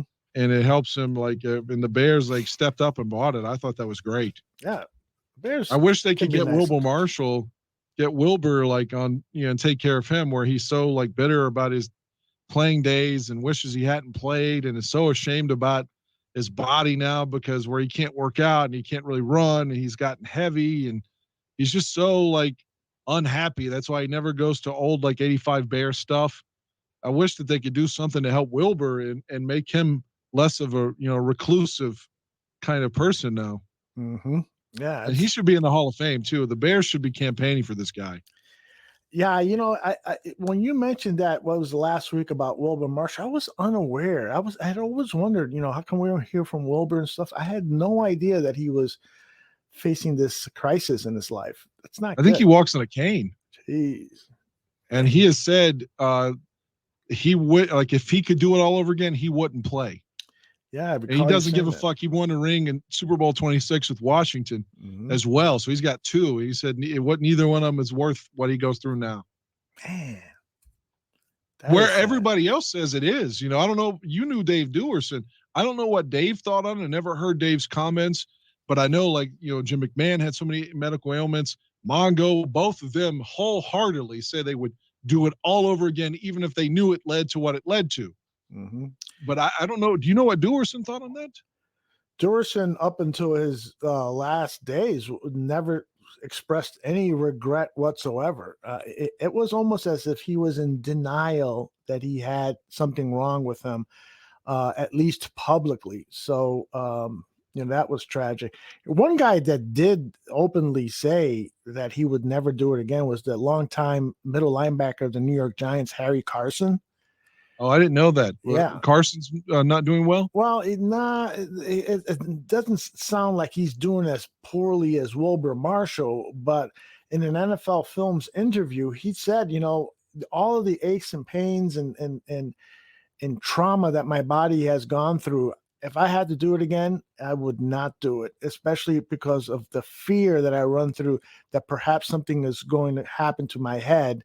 And this guy, he played, I think 15, 16 seasons. And so he saw a lot of hitting. And he played in the 70s too. Mm-hmm. I mean, of course he made it to the 80s and won a Super Bowl with them, but I'm saying he started in the 70s. Right. So that's when, like, you had to be a man to play, like there were no pussies on the field in 1976, Yeah. Do you think that there are more pussies on the field now than there were back then? Had to be. I would say everybody now is probably more talented overall in terms of everybody on the field's running so much faster and in so much better shape and all those kind of things. So pure athleticism today is off the charts in comparison with a generation ago. Mm-hmm. But you also look at those films and those games, and everything was so much more rugged, man, and so much more violent. So you can be the best athlete in the world. It's like, to use another analogy, Mike Tyson said in his last fight, I don't mean these exhibition things he's doing now, his last real fight in 05, he quit on the stool, and he apologized immediately to Jim Gray and said, I can get in shape now. I just can't fight anymore, and I have to come to grips with that. And so that's what I'm saying. These current athletes are in great shape, but it takes a lot to take out that kind of punishment that they were giving out, in 75, 82, when those, Doug Planks last year, there was famous, the game where he knocked himself out and busted his own head. In 82 on that old nasty carpet at Soldier Field. But I'm just saying, people were literally knocking themselves out. Yep. In those days. So I think takes a tougher guy. Yeah, but there were pussies back then. I remember Dave Durison telling me that when he first hit Franco Harris, he thought to himself, holy shit, this guy's made out of sponge. He's got no power whatsoever. And he went on to say, I could see why he ran out of bounds so frequently, because he just didn't have the power to take on tacklers. Now, he did play against Franco when Franco was late in his career, but there were pussies then. But you're right. Overall, I do agree. The NFL was just so much tougher. There's this great NFL Films documentary about the 50s and 60s and how violent and dangerous the game was back then. They've got great footage of players being kicked, people going clotheslining was legal. Clotheslining was legal. Hits to the head. The defensive lineman could spank an offensive lineman's helmet, the head slap it.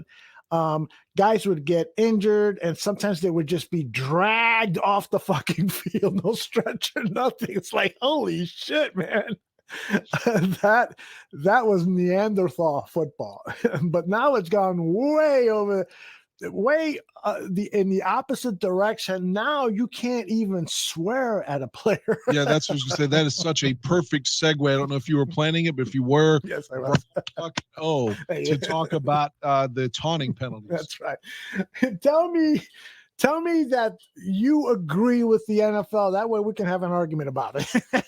Now, I remember back in the 80s when they randomly said that you couldn't celebrate touchdowns anymore. Right. And started throwing flags for no reason at the smallest, like if Walter gave Covert the ball and he spiked it, that would be a penalty. Things like that. They just had all these dumb rules. And of course, they've lessened all of those and allow the whole damn defense to celebrate everything now. They have an end zone camera, and they celebrate every turnover, which is annoying as fuck to me.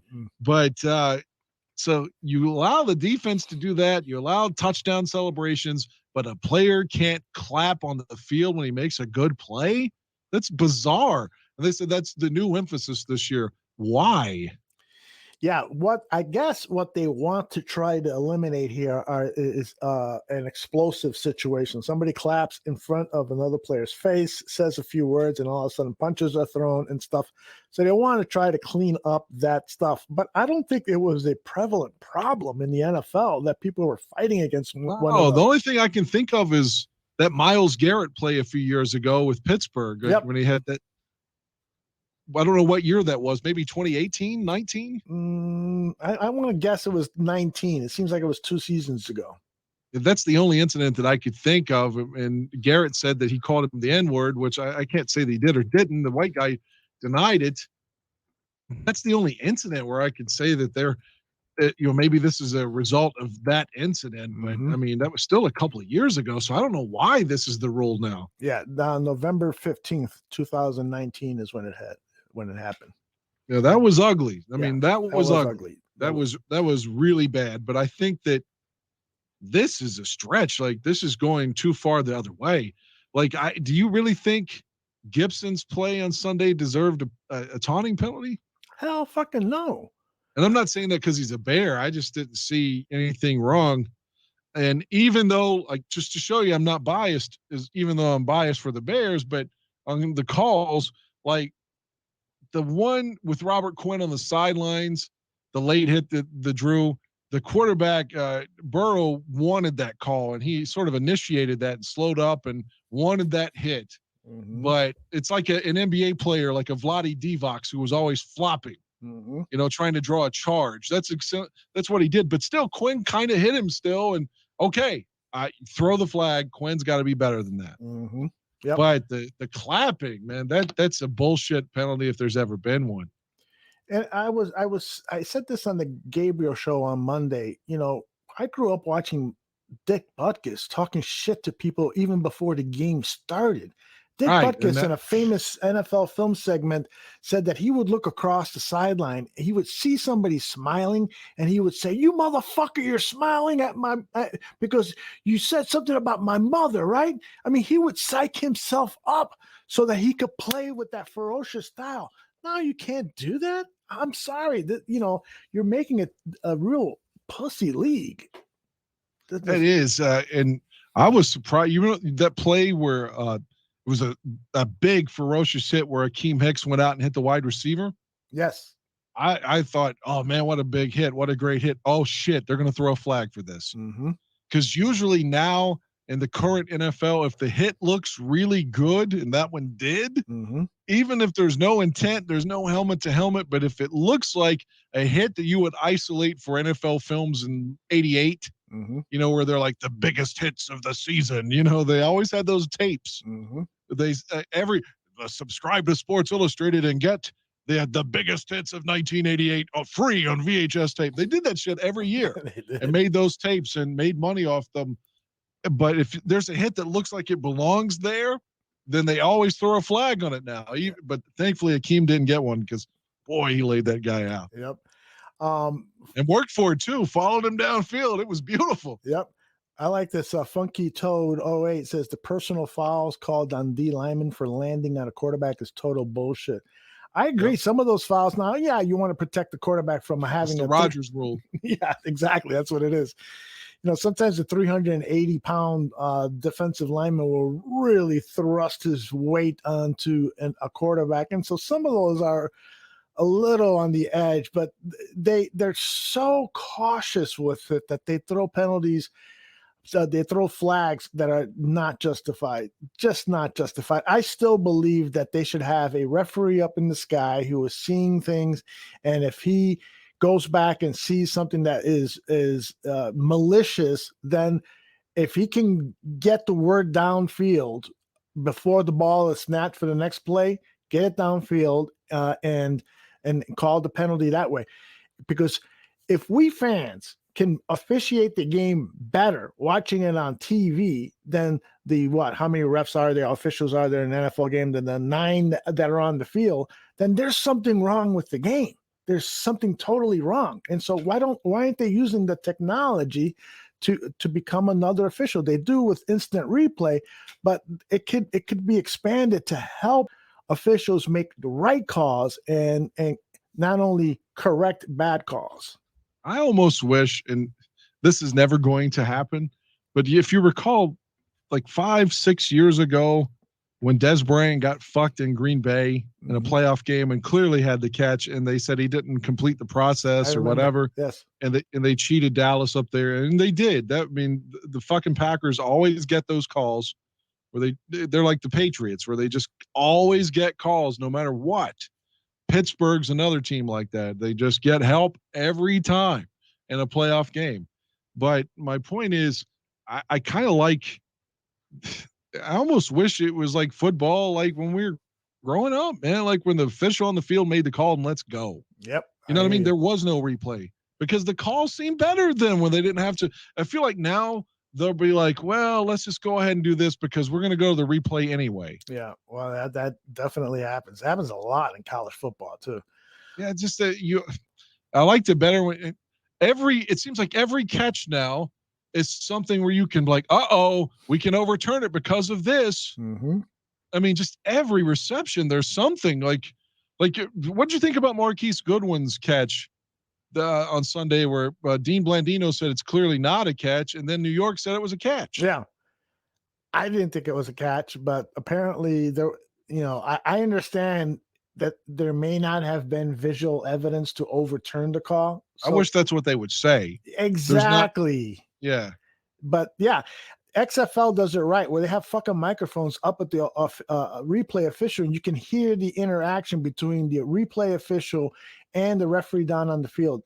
Total transparency. Why the NFL doesn't do that is just another knock against that league. By the way, I couldn't have done that. Go ahead, my bad. I just got to get this in real quickly. PC says that we can call it flag football now, pun intended. That's good. Good. That is good. Well that is done. really good. I was just going to say you couldn't have had those conversations with Al Riveron on there because he was a fucking idiot. Where is Al now? He retired. Thank God. Al Riveron should be with Matt Nagy somewhere in hell. Oh, Dan. I mean, for him to take Zach Miller's touchdown away and still be like, "Hi everyone, I'm Al Riveron, and this is why my call was right." No, it wasn't. No one thought it was. Sean Payton said it was the wrong call. No shit. Sean Payton said it was a catch. Yeah.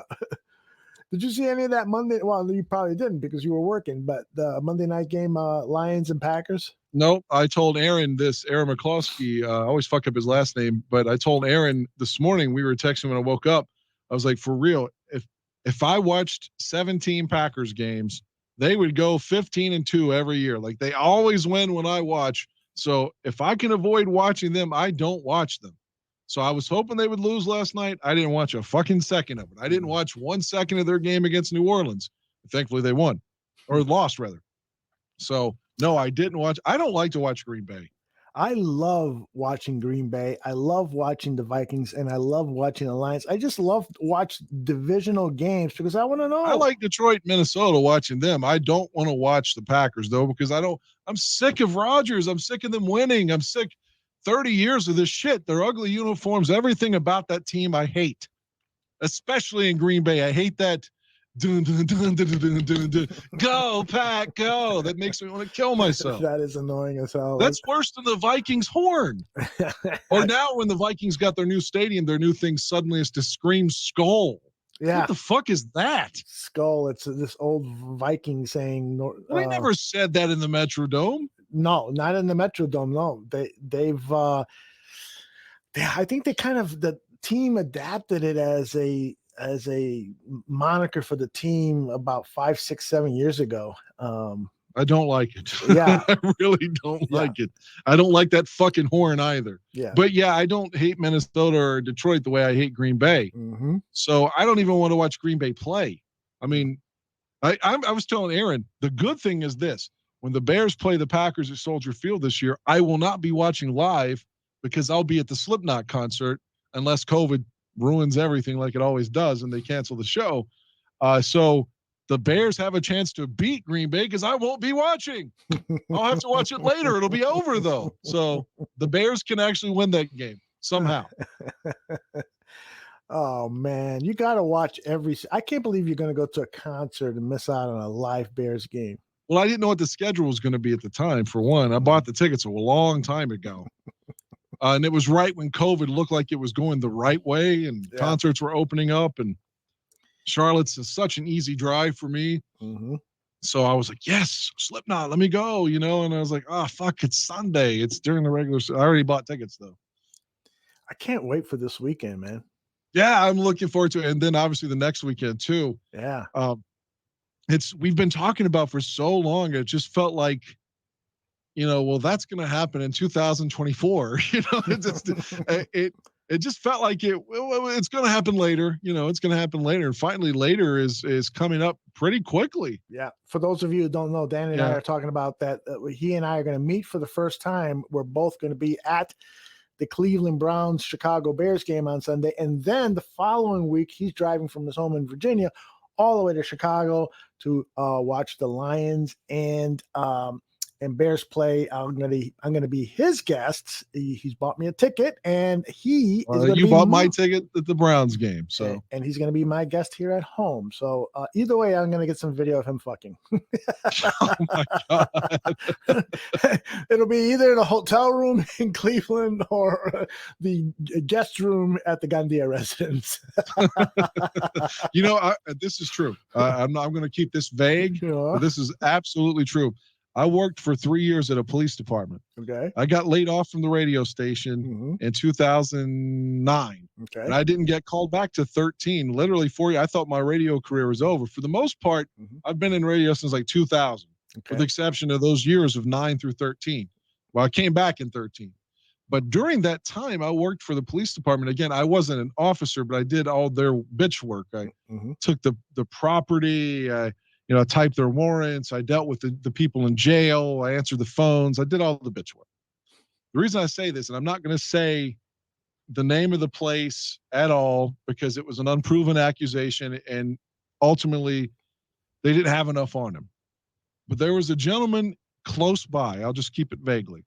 A gentleman close by who happens to be an Indian national, which could be anybody. So I'm not pointing a finger at anybody. Sure. He had a deal. This is alleged, but I worked at the PD and they knew it was pretty much true. They just didn't have enough to, and of course, it's not what you know, it's what you can prove. He had a deal with the local hookers where he would let them have free rooms in his hotel, but he had a hidden camera and he was recording the Johns and the hookers and sending that shit back to India as amateur porn. Really? Yes, he had hidden cameras in his hotel. They knew it. They had several hookers that were telling him, but in the end, they didn't have enough for whatever reason to go to court and win. So it kind of just was like, well, we know this is going on, but what can you do? So what you're saying is there's video of you in India of you fucking some prostitutes. I've never been in this gentleman's hotel. It's one of those that has hourly rates. So for a reason. Oh yeah. It is a shithole. And there's always drug overdoses there. So yeah, I've never sat foot in that hotel. But like I said, that kind of shit happens, so maybe in Cleveland, we're in a better place, I hope. Have you ever gone to one of those seedy hotels, for an hour? Oh, yeah. Yeah, absolutely. I didn't mean to. And at the time I was married and she was so pissed about this. We were going to a festival and it's one of those, you're gone 3 or 4 days for a rock festival. And we were in, I think Charlotte. So it wasn't even like that far away from home, but we were gone like 3 or 4 days. So we had to have a hotel. And I booked something on Priceline. So I blame this on William Shatner. I booked something on Priceline. I was like, oh, this is a great deal. It's like $46 a night. And it's because it's Priceline. It was not because it was Priceline. This place was dreadful. We go to it. If you can envision like a Motel 6 where the rooms are outside, you walk straight to the door, but you can see it on the outside. That's the way this was. But we went to the elevator because it had 3 floors. Go to the elevator and says, hey, we're sorry, the elevator's not working. Go take the stairs. So we're like, okay. So we go to the stairs because the room was on the 3rd floor. We go to the stairs and it says, per management, if you walk on, this isn't verbatim, this is 6-7 years ago, but the gist of it said, if you get on the stairs and something bad happens, it's on you. Like it says, only use these steps if you have to. But their elevator didn't work either. So you had to use the stairs. So you're like, my God, the stairs are going to collapse. And then my wife at the time was one of these people that was one of those pussy non-smokers. Like, again, I don't smoke either, but she hated smoke. It was one of the ones that if you smoked around her, you better turn out all the lights and put a blanket over your fucking head and go outside, and never be around, she hated smoke. So, and we were in a non-smoking room because again, I don't smoke either, but she had to have non-smoking. And still our room smelled like an ashtray. Oh my gosh, that's awful. Yeah, and those stairs and the elevator, she was checking every time we'd come back. She'd say, there's going to be bed bugs in this fucking bed. So she checked the bed every time. As soon as we walked back in, she was like, let me make sure my wallet, the cards, these fuckers haven't stolen something. So yeah, it was that shitty though. She's like, I cannot believe we're here. This is your fault. I'm like, well, you can blame Priceline. I didn't know. It's Shatner's fault. Sweetheart. It had 2 stars. I mean, I thought it would be okay. 2. I mean, 2 stars. You figure you're gonna get the basics: a good shower, a TV. Mm-hmm. Like you might not have a refrigerator, but you have a bed, a TV, maybe Wi-Fi, and a warm shower. That's all you really need. Yeah. If you're going to be gone all day anyway. But fuck, this was horrible. 4,000 Clover says, in a lot of countries, hourly hotels are really nice because they're fuck hotels. Got all the accommodations like vibrating beds, only porn channels on TV, a hot tub, a mirror on the ceiling, all the fixings.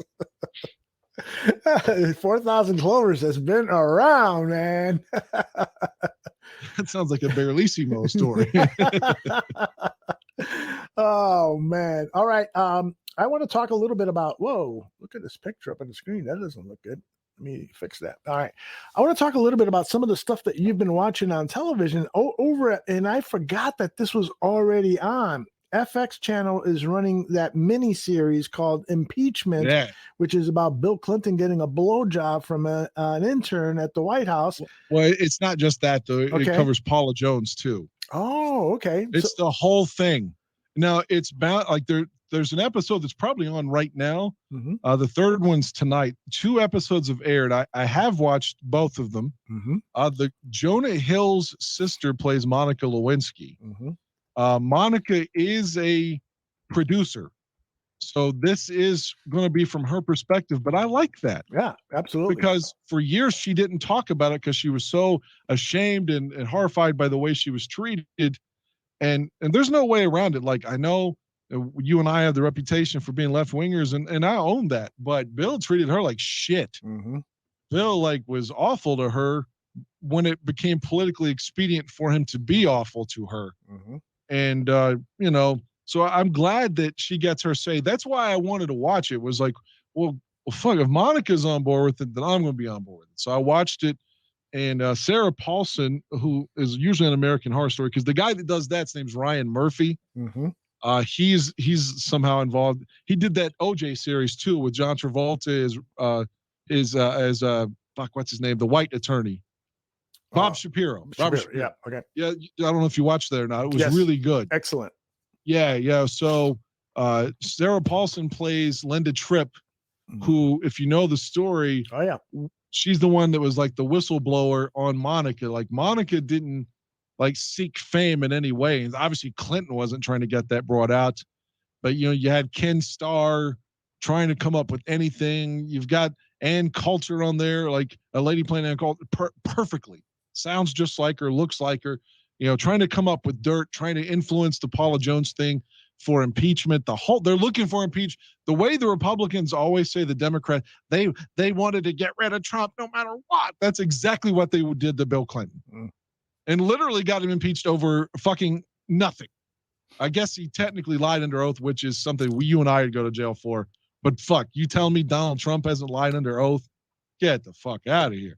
But so the show bounces around in time frames. Like, it's nonlinear, which I know that wouldn't be a problem for you. No. But it shows how Monica and Paula Jones come together in terms of their stories and are being exploited by the Republicans. You even see how the people that are supporting Paula Jones to her face behind her back are like, yeah, she's a fucking idiot. She's a dummy. But, we can use her for this. And just her whole story was just to fuck with Bill, Mm-hmm. Basically. Of course, I understood why she wanted to be vindicated personally, but the people that were supporting her publicly were doing it for a completely different reason. Mm-hmm. So, I'm no fan of Bill per se. I think he's a great speaker. I think he's an awesome speaker. I think he's pretty disingenuous at times and certainly duplicitous. So I'm not his biggest fan by any stretch, but even if you are, I think you'll like it. Just because from what I can gather, from what I remember, there's nothing that I've seen so far that's inaccurate. Mm-hmm. And that's what I would shit on. I am really looking forward to it. I'm sorry that it kind of snuck up on me. So third episode is premiering tonight, so I will definitely catch up on that. And I heard a story that what's her name? You just mentioned her name. Linda Tripp? Yeah. The actress that plays her was Sarah Paulson. Sarah Paulson was being shamed because she wore a fat suit to play Linda Tripp. And so social media has started to shame her. Have you heard anything? Yeah. I didn't know that, but they are hitting home. I mean, again, Linda Tripp did fuck Monica over bad. Yes, indeed. She was recording her conversations and stuff and exploiting this. But you see how lonely Linda Tripp is, and they show that Linda is trying hard with Slim Fast. Do you remember that? I don't know if that's still around or not. Yeah, sure. But it shows her with Slim Fast and how lonely she is. Like, even though she's a mom, she's sitting at home every day watching the NBC nightly news, eating a TV dinner by herself. And so you kind of almost feel sorry for her, but she is battling in her own mind. She's battling her weight. So if they put a fat suit on her and put extra weights, because Sarah Paulson weighs like 92 pounds. Mm-hmm. So, I mean, maybe they did have to make her. I mean, Linda Tripp wasn't like fat, but I mean, she did have some weight on her. I mean, she wasn't awful, but you can understand from a woman's perspective, she's single, she's trying to lose weight, and that's part of her character. So I remember, I think that's bullshit to criticize Sarah Paulson on that. If anything, you say she shouldn't be cast as her, but for her to just make herself bigger because Linda Tripp was bigger, I mean, that's just realistic. Exactly. I mean, I remember John Goodman playing Linda Tripp on Saturday Night Live. Yeah, I remember John Goodman also playing Babe Ruth. Which is, did you see that movie, The Babe? I saw like 20 minutes of it. I just couldn't anymore. I liked it as a kid, and then went back and rewatched it as an adult. And I didn't realize how bad, like it was all fictional. Like they had him hitting 3 home runs in his final game, and then he quit. And like, no, that shit was real. I was like, how did this get to production? Yeah. Why would Goodman, who I think is a great actor and has Bears fan? Bears fan, and has been in a lot of great projects. Why would he read that script and say, yeah, I want to do that. I want to play a fictional Babe Ruth. I want to really distort his myth. So to me, it doesn't make any sense. Yeah, I agree. But the impeachment story is good, I think, for somebody that likes politics. Mm-hmm. And this, you don't have to be a left winger. You could be a conservative and just really, really hate Bill Clinton and enjoy this. But you could also be a liberal and enjoy it. I think it's pretty good. But if you really don't like politics at all, if you don't remember Vince Foster killing himself, you know, if you're not in the weeds a little bit and don't enjoy it, you might not like the show. Yeah. You have to like politics a little bit, I think. Yeah. Because otherwise you wouldn't know the stories. Right. Exactly. I think you have to come in with a little bit of a frame of reference. So there's something else that you've seen that you wanted to share with our audience. A couple of other things, right? Yeah. One thing I wanted to talk to you about was the Monday Night Football broadcast with the Manning brothers. Yeah. I saw the one last week. I didn't see last night's. I didn't watch last night at all because it was Green Bay. I did watch week 1, and I got to say, I watched it later. It had already aired because I was at work, and I kept reading on Twitter, like when I was just on Twitter, everyone praising it. So I went into it with the idea of like, this is something special or it's going to be great. No, I was no fan of Peyton as a player at all. And but there was a couple digs, like Eli talked about how big Peyton's head was and shit like that. And I thought, oh, that's funny. You know, little brother going after brother. But it got intrusive. Like they interviewed Charles Barkley, who I love Barkley, but the game became too secondary. Like they were just talking over plays and not even acknowledging the plays. It might as well just be us talking over. It'd be like if we were like, well, we're going to be Dan and Aldo live during the Bears game with Cleveland. Like, well, we're here and we're expecting you just to listen to us and not pay attention to the game. That's kind of what Peyton and Eli are doing. Oh, it would be like this. Well, Justin Fields is coming back out for his second series, and there is Dan getting his dick. But I, like I said, all jokes aside, I thought the game was too secondary to the broadcast. I mean, they were talking about shit with Barkley, like, well, what do you think LeBron James would play if he was in the NFL? I mean, it felt like you could be having this discussion at 5:30 p.m. on ESPN on like, pardon the interruption, not during the fucking game. So I'm giving it a thumbs down. I thought going into it that they were just doing the game, like for real doing the game. Yeah. And it was just like alternate commentary. Right. So I thought when the Bears are on Monday night, hell, I might check that out. Right. But there's no way now because they don't talk about the fucking game at all hardly. Mm-hmm. Yeah. I do think that they talked about the game. I mean, the game that I saw, which was last week's, that was that's the one I watched. It was just the game kind of got secondary, like when they had Barkley on and stuff. Yeah, I agree. When it didn't work for me when they had the guests on, and there were some nice moments with the guests, but I'd rather them talk about football. And I don't mind if they deviate a little bit and talk about, prior game or something like that. But I just wanted the Mannings to talk about football. And so when you bring in a Charles Barkley, or you bring in Russell Wilson, or you bring in a couple of the other guys that I saw, it didn't work as well for me. I did find it entertaining, and it's a new way of broadcasting a game, because sometimes I get tired of the traditional broadcast style, 3rd down and 11, Yeah, and so tuning into, whether it's scouts talking about the players from a scouting perspective, or the Manning brothers talking about football from their perspective as former professional players, and they're funny and they're brothers and they give each other shit or whatever. I think that the broadcast networks that have these contracts with the NFL, that they should be exploring that. I don't mind the Nickelodeon thing. I'm not going to watch it. I don't want to see green slime on players. Yeah, I agree with you. But that's a way of trying to grow the league with younger people, and so that's cool. I'm all for experimentation and innovation, but I still want the traditional broadcast. I still want good commentators. I love Al Michaels. Chris Collinsworth is okay, but I still want that as my go-to. And in fact, during that Manning game, I would watch a little bit, and then when they were interviewing somebody, I went back to the original ESPN broadcast, and so I think it's okay to experiment with this stuff. Yeah, I agree. I wanted the Mannings to just be doing the game, and I don't mind them telling their stories or anything like that. Like I wanted that. Mm-hmm. And I like them going the idea of two brothers doing the game, even if I don't like Peyton, I thought was a cool idea. And just like you said, it's an alternative like commentary. So I like it. Doesn't have to be button up. I had no problems with them not wearing suits and things like that.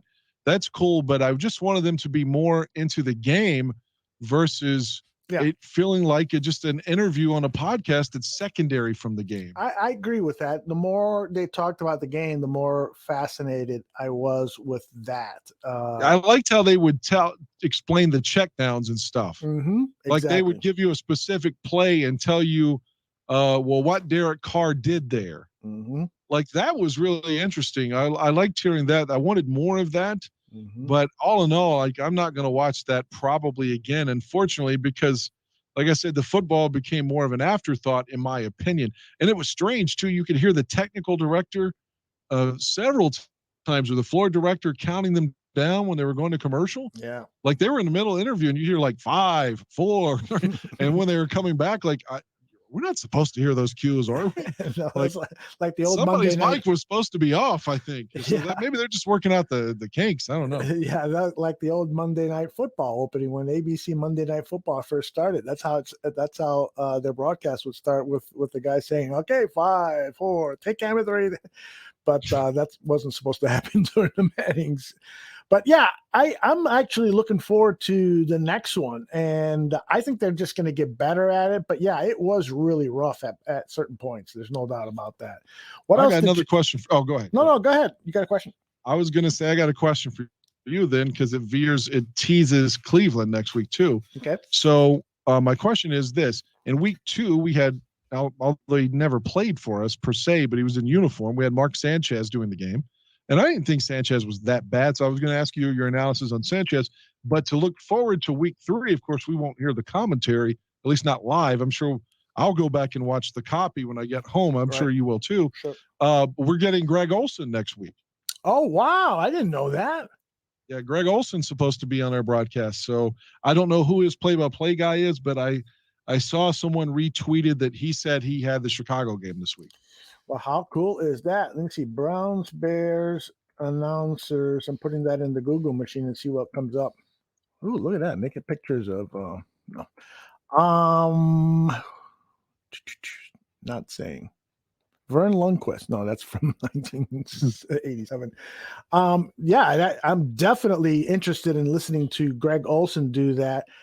And I thought Mark Sanchez did a good job. I was surprised at all of the negative comments that were being hurled at him and that entire. Who was the play-by-play guy with him? Kevin Kugler or something. Yeah. I thought he was okay too. I thought he was fine. So I didn't understand that. I think a lot of it just has to do with the rep some of these guys have, And I made a joke on the after game show Bear Football that Mark's only mistake was that he was wearing white pants. You don't wear white pants in September in Chicago. That's a no-no. In fact, you should. Was it like after Labor Day thing? Exactly. I used to work with a reporter at WBBM TV. His name was Bulldog Drummond. This guy was an old cigar chomping guy who covered every major crime boss in Chicago for decades. And his rule was you always wear long underwear from Labor Day to Memorial Day in Chicago, because you just never know when the temperature will drop. And you don't wear white pants. But I thought Sanchez was good. He actually, somebody in the chat room said something about he wants to be like Romo. Well, there's nothing wrong with that. Romo's pretty damn good at what he does. He does get annoying, but I thought he was good. 4,000 Clover says agreed. Aldo. I thought special. Go ahead. I'm sorry, I didn't mean to step on you, and I want to hear what the Clovers had to say. I was going to say that I thought he predicted the plays sometimes based on the formation, but I don't think he was like trying to, and I could be wrong, it's just my opinion. I didn't think he was like going into the game like, I'm going to predict some stuff like Romo. I just thought he read the formation and said, well, you can tell they're going to run to the left on this one. I agree. By the way, Michael Diaz is telling everybody to hit the like button. Thank you, Michael, for that. And 4,000 Clover says, I agreed, Aldo. It was nothing special and nothing bad, just normal. Deborah Miller says, my bad, I just hit the like button. Thank you, Deborah, for taking orders Deborah. from Michael I like Diaz. more women, Brandy and Deborah tonight. Yeah. Huh? Deborah, you want to be on the show? Let me know. We'll send you a link, and Dan, you can talk to Dan about a sex life. No. I won't talk dirty to you, Deborah. I promise.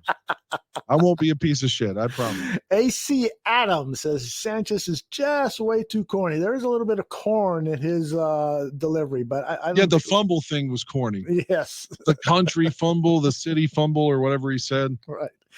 I want to hear your comment on this. Lass says, as long as Dick Stockton isn't doing the games. What do you think about that? Yeah, that's so unfortunate because he is retired now. But, Dick was kind of like what I was saying about Eastwood a minute ago. Like Dick Stockton's in his 80s now. He was a legend. I mean, he covered the NBA Finals. He covered the World Series. He was the number 2 guy for the NFL on CBS and the number 2 guy for the NFL on Fox for years. So he was excellent.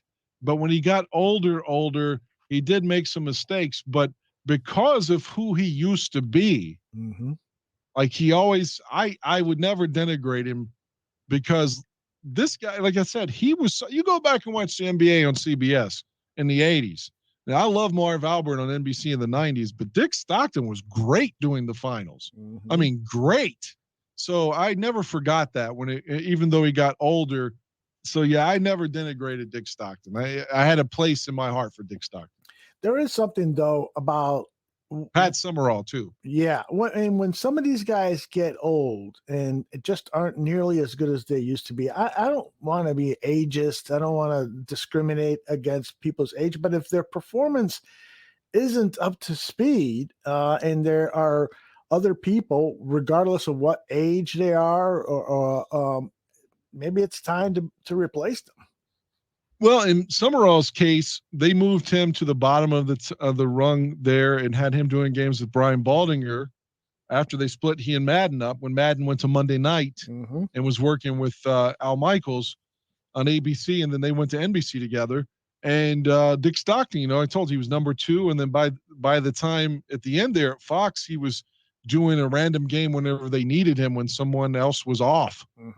And so it's not like he was every week or something. It just felt like the Bears always had the shit game because we sucked. So that's why we got him a lot. Like if he did 10 games in the last 10 years, we had probably 8 of them. That's right. But I liked it. And it's okay sometimes to have a novelty like that, you know? Yeah. But I wouldn't have him in my 5 all-time NFL announcers. Number 1 would be Al Michaels. I think Over Pat? Yeah. Pat comes Oh, in. I like Pat Summerall. Pat comes in at number 2. We're talking just play-by-play. Play-by-play, not analysts. Play-by-play. I love Pat Summerall. Like, to me, he's the best ever.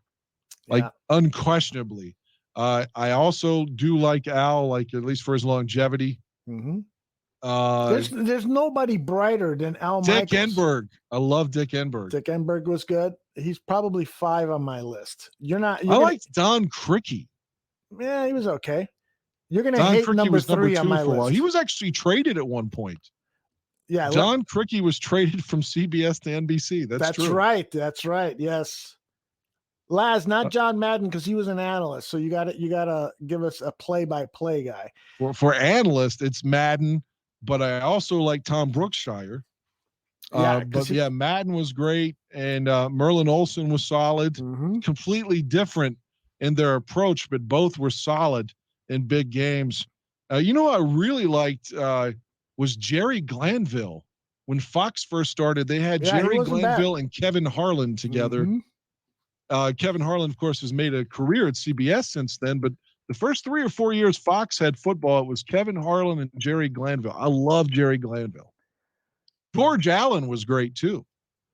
Oh, George Allen was good. Yes.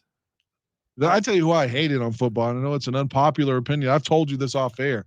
I absolutely hate Vin Scully on football. He is so fucking boring. He did the Bears 79 playoff game with Philly. He did the NFC Championship, the catch. And I don't know if you know the story behind that. In 81, so they broke up Tom Brookshire and Pat Summerall. Mm-hmm. So they were like, look, Pat, if he stays with Brookshire, these two guys are going to drink each other to death. Because when they're around each other, they're drunk. And it's starting to affect their on-air work. They're bad and they're too good of friends. Yep. So the network said, we're going to go with John Madden. Well, who is our number 1 now? Because Pat's drunk all the time. We don't know if we can rely on him. So half that season, they gave Madden to some games of Summerall, and then the rest of the season, he did some games of Vin Scully. And they had the Super Bowl that year. So in the end, Vin Scully got mad because they gave the Super Bowl to Pat Summerall, Super Bowl 16. So they tried to give him like, okay, Vin, you've got the NFC Championship game then. You can do. So he did the catch with Dwight Clark. It was Vin Scully and Hank Stram. I mean, I liked Hank Stram a lot too. Mm-hmm. But they gave him the NFC Championship game like just to placate him, and he still was salty and left because Pat got Madden and he didn't. Wow. And he sucked on the mic. Wow. He sucked. He was so boring. Now, Dodger fans will, want to fight me over that. Shane would want to fight me over that. He's a big Dodger fan. Shout out to Shane. And I'm glad that he and his dad got to experience that World Series championship together.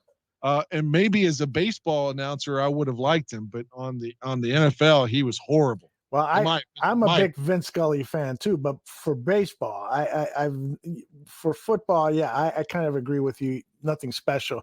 But one guy that I love is play-by-play, and I know you dislike him. Who's that? Joe Buck? No. Although I don't think Joe Buck is bad. Or Jim Nantz. I don't like Jim Nantz. Jim Nantz, I hate. I like Greg Gumbel, but go ahead. Let me play a little bit of this, and so see if you can. I know you're going to recognize it as soon as I play it. So, but hold on a second. Let me cue this up. I don't like Ian Eagle either. Everyone likes Ian Eagle but me. He's got a great fucking name, though. I'll tell you that. Why isn't his name Ian? I don't know, but listen to this. I'll be calling the plays for you during the first half of today's game. To my right is Jack Buck. That's Ray Scott. Ray Scott, man. He was one of the fucking best. Ray Scott. Ray Scott's boring to me. You watch like Super Bowl 8, they had Summerall as the actual color guy. And he and Ray did Super Bowl 6 and 8 together. He wasn't boring. I think Pat is so much better than Ray Scott. Like he let silence. He let the sounds of the game help tell the story. So his play-by-play was minimal. He was a minimalist, and I think that was really, really good. Let's hear the crowd cheering. Let's hear the whistles on the field and so forth. He was a pioneer. And I just didn't like his voice. You didn't find like him Ray a little Scott's boring. voice? Oh my gosh, he had the deep pipes, little guy with deep pipes. I like love Jack Ray Whitaker at CBS, and I like Pat Summerall. I didn't like Ray Scott. I don't know, man. What about Chris Berman? I love Chris Berman. So many people shit on Chris Berman. Chris Berman is a fucking legend. Yep. Chris Berman started ESPN 79. And Chris Berman, other than NFL films, he and Tom Jackson are my fucking youth. Yeah. I love NFL primetime. So many of those old games, like if you go back in the ones I've sent you, or the 85 and things like that, like after the game, it'll be NFL primetime on there. Yeah. Cool. Those things are so fun to revisit, man. Berman was so good. I don't know why people hated Berman. I liked him. No, he was kind of a dick, but off the air. But yeah, maybe he was an asshole, but on air he was an innovator. Yeah. I didn't even hate him doing baseball. A lot of people hated him on baseball. I liked him. I thought Berman was a fucking legend. Did you? What about Dan Meredith? Dandy Dan. Don Meredith. Don is great. Yeah, Don is great. Like I wasn't the biggest fan of Kirk Gowdy, as maybe everyone else was. Yeah. And I don't know if you know that story or remembered, like so. But I'll circle back to Don and Kurt in a second. Okay. But one of the bowl games that NBC did back then, I don't remember which one it was, maybe the Rose Bowl. Something was on New Year's Day. And they also had Kirk Gowdy do that bowl game. Mm-hmm. So on this particular day, the AFC Championship came up and the bowl game, and Kurt did the bowl game. And so they had Dick Enberg sit in for him and do the AFC Championship game, which was Oakland at Denver in 77 on January 1st of 78. And Enberg was so good, so awesome that they were like, okay, this is our guy now. So after the next season, Kirk Gowdy was still number one, but that was the last year in his deal. They let him leave after that and gave the gig to Enberg. Oh. But it was because he got the opportunity. And the reason why, I'll tell you why I don't like Gowdy as much. If you go back and watch the Namath Super Bowl, for example, the biggest Super Bowl ever at the time for what it represented in Super Bowl III. Sure. You got a guy who is an 18-point underdog and the league has never beaten the NFL. The league has never won. 18-point underdog. He's guaranteed victory, and he's doing it, and he's MVP, and the Colts won 15 games, and they are being embarrassed. And he barely talks about it. Throughout the game, he's barely selling the story. It's like, I don't know what his problem was that day, but he's not selling it. Conversely, like just years later, if you watch the championship games, he's never selling the story. Like he's never saying, well, I'll just compare it to Enberg. Enberg is like, immediately the Raiders and Denver game, he's saying, boy, the winner of this game, Dallas is going to have their hands full next week in the Super Bowl. He's always telling you the story, what the consequences are of this blown call, of this fumble, this turnover.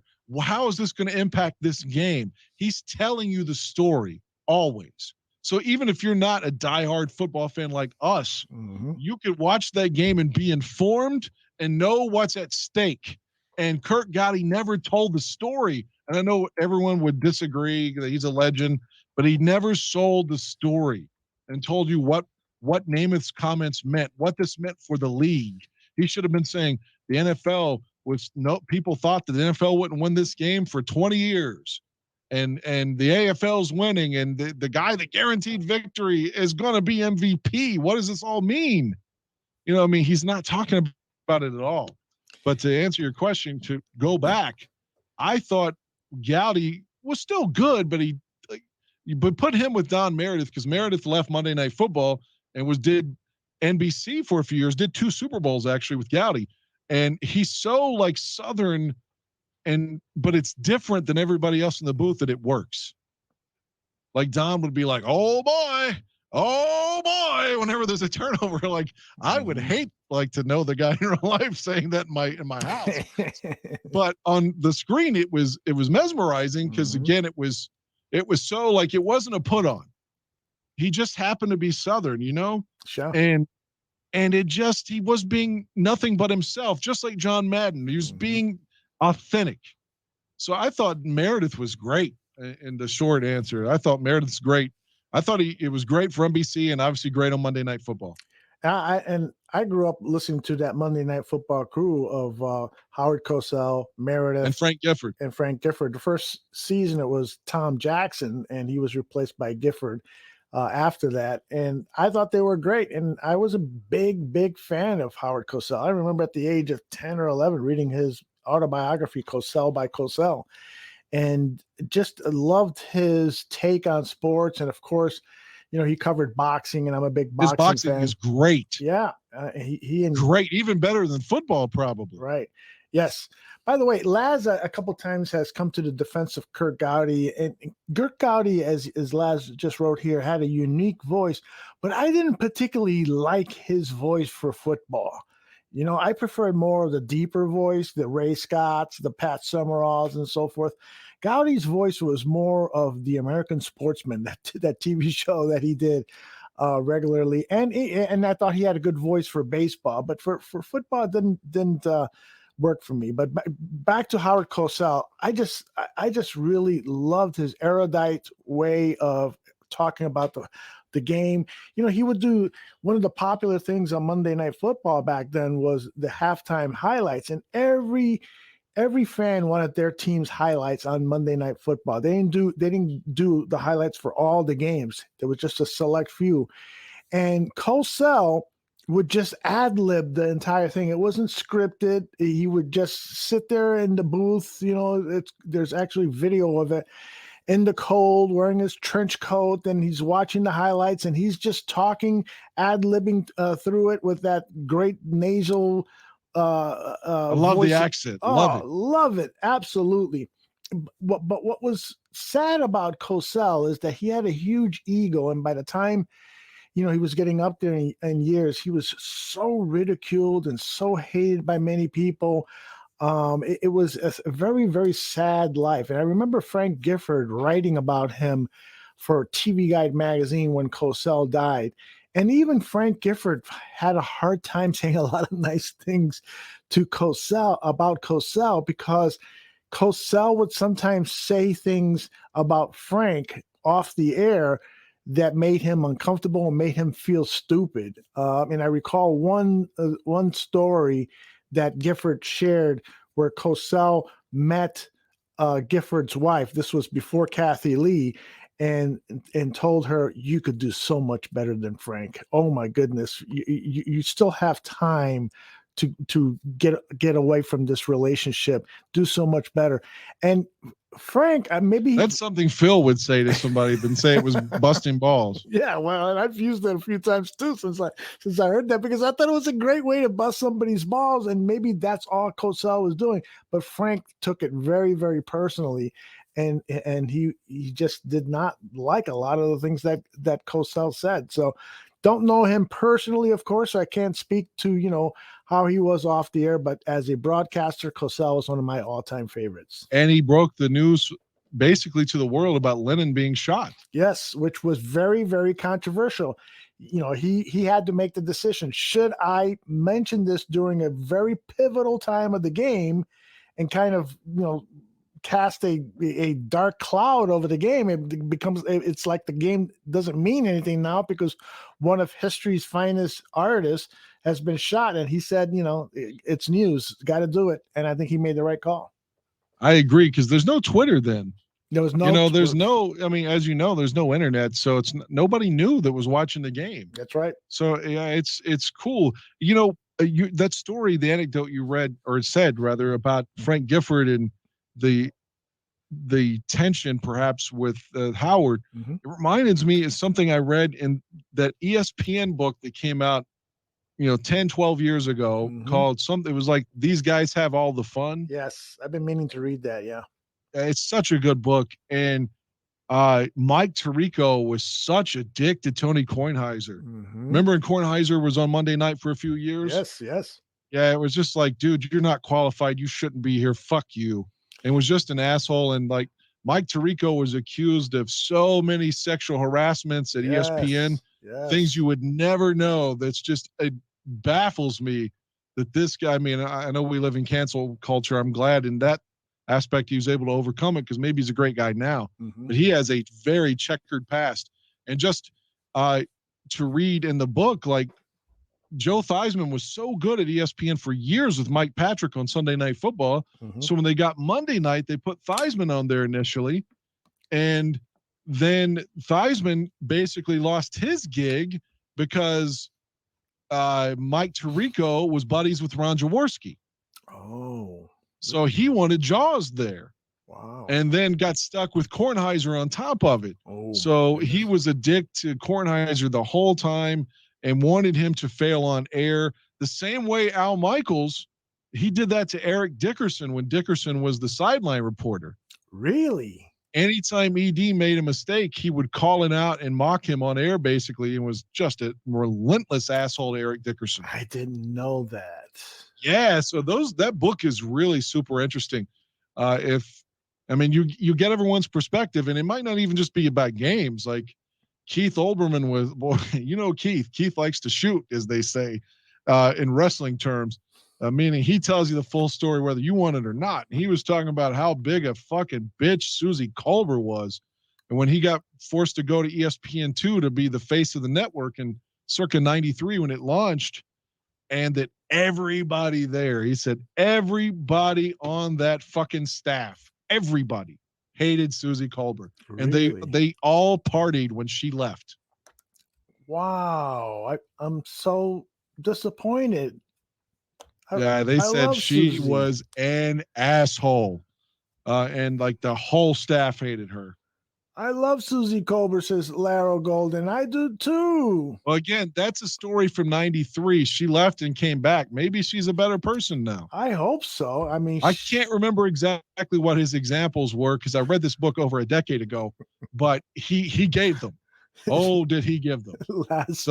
And then you would have Susie Colbert's reaction. Like the book is, they went like, if I said Aldo Gandhi is a fucking asshole, they'd go to you and say, Aldo, Dan says you're an asshole. What's your answer to this? He's right. You know, they well, I'm saying they gave both sides of the story. That's pretty cool. Laz says that really Joe Namath didn't hate Susie Colbert.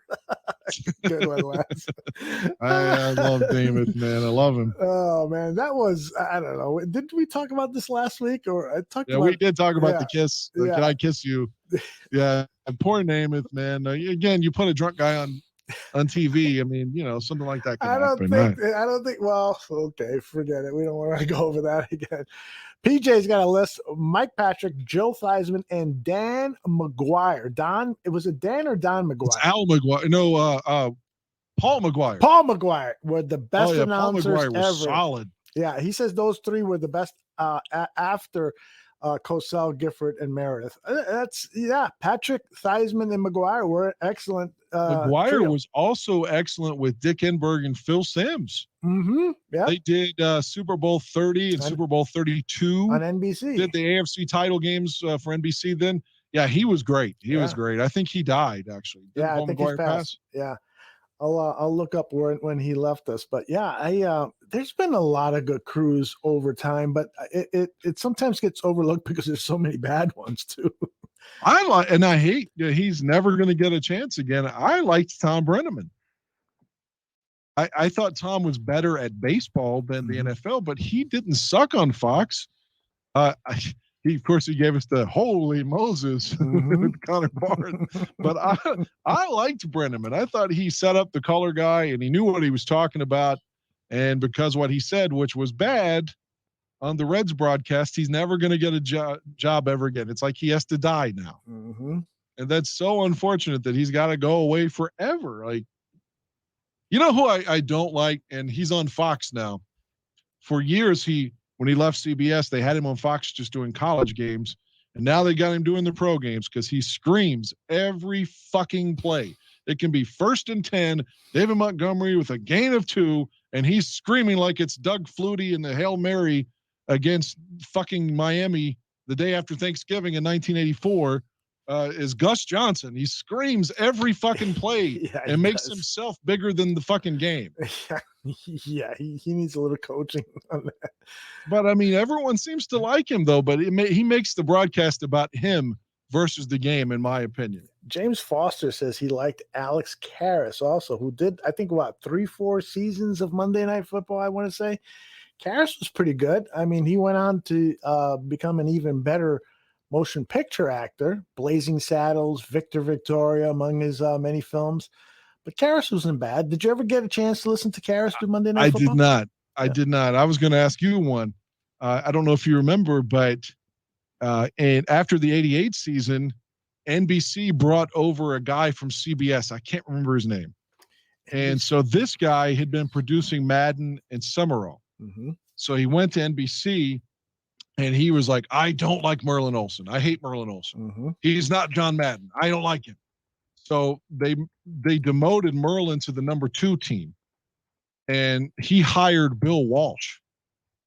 And Bill Walsh worked with Enberg for 3 years. And right after that season, Merlin got out of his deal and then went to CBS and was the number 2 guy there for a couple of years before retiring.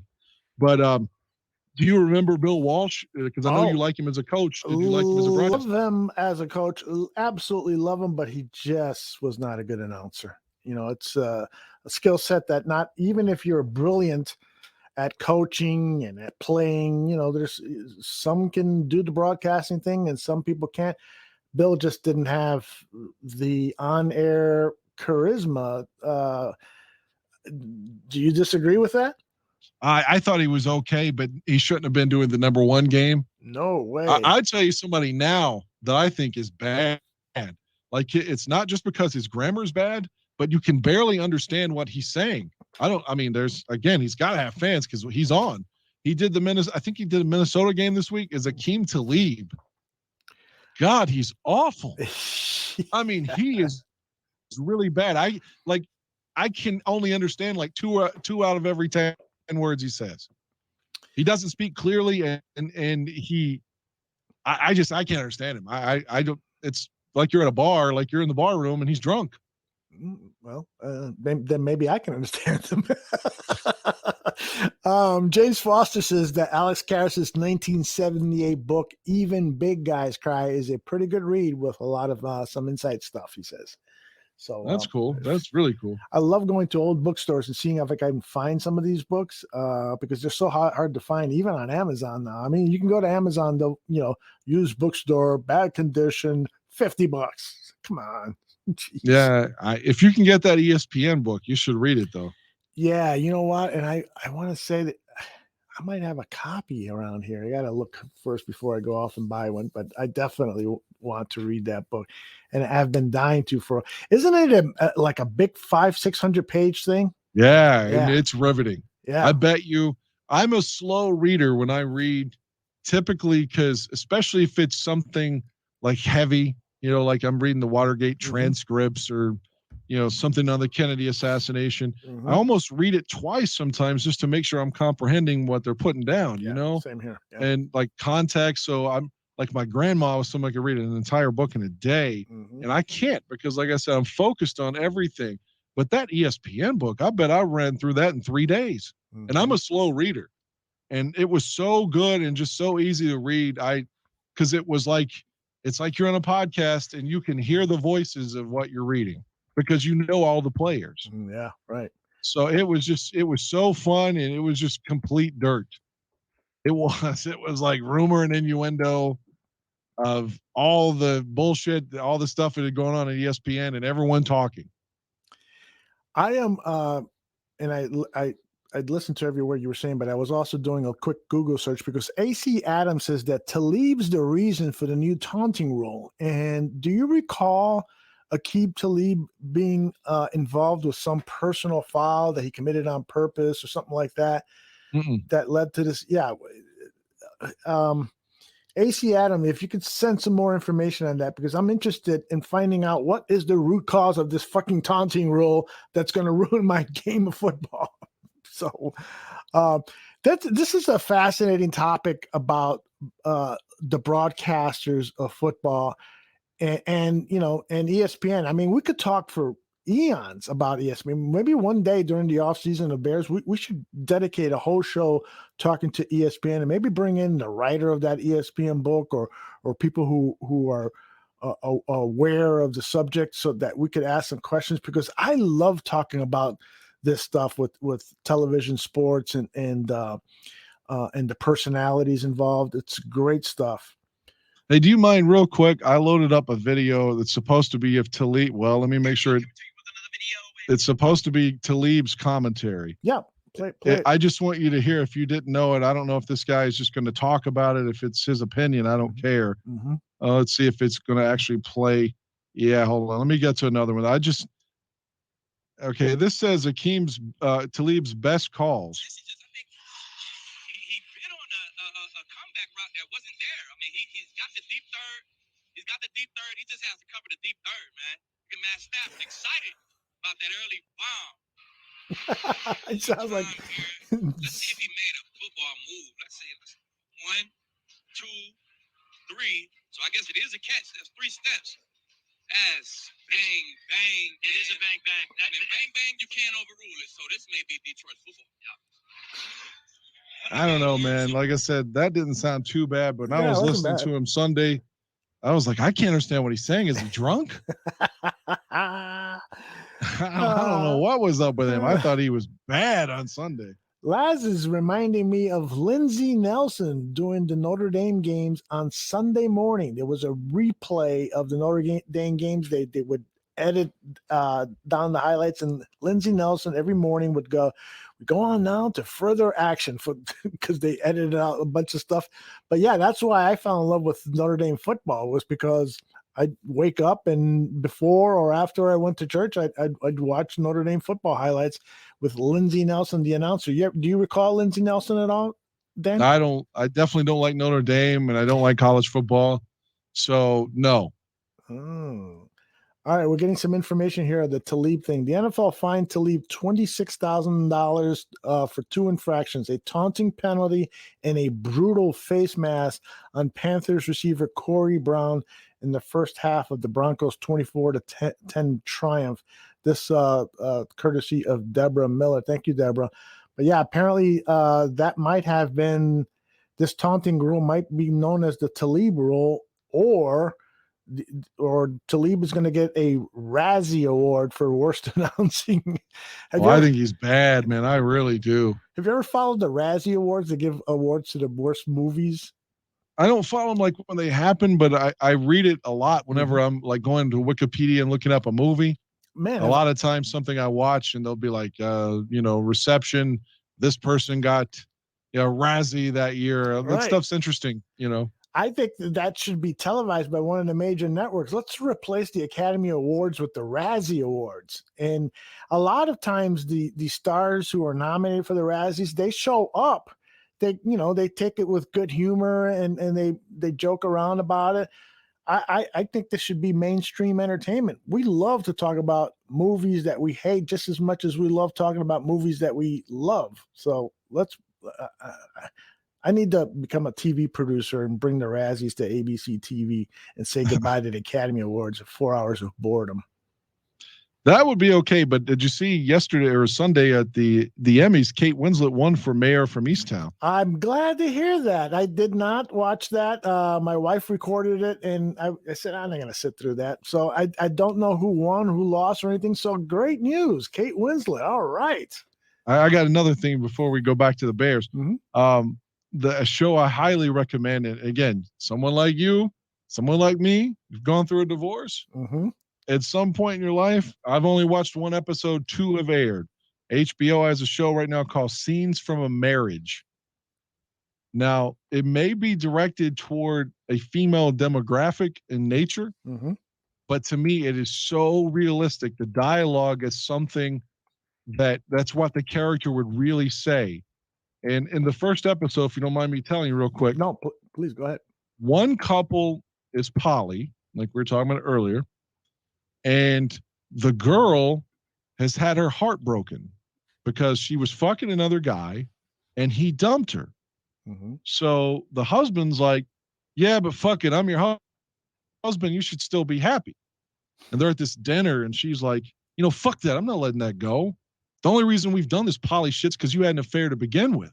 And the only reason you're upset now is because I had some feelings for somebody else.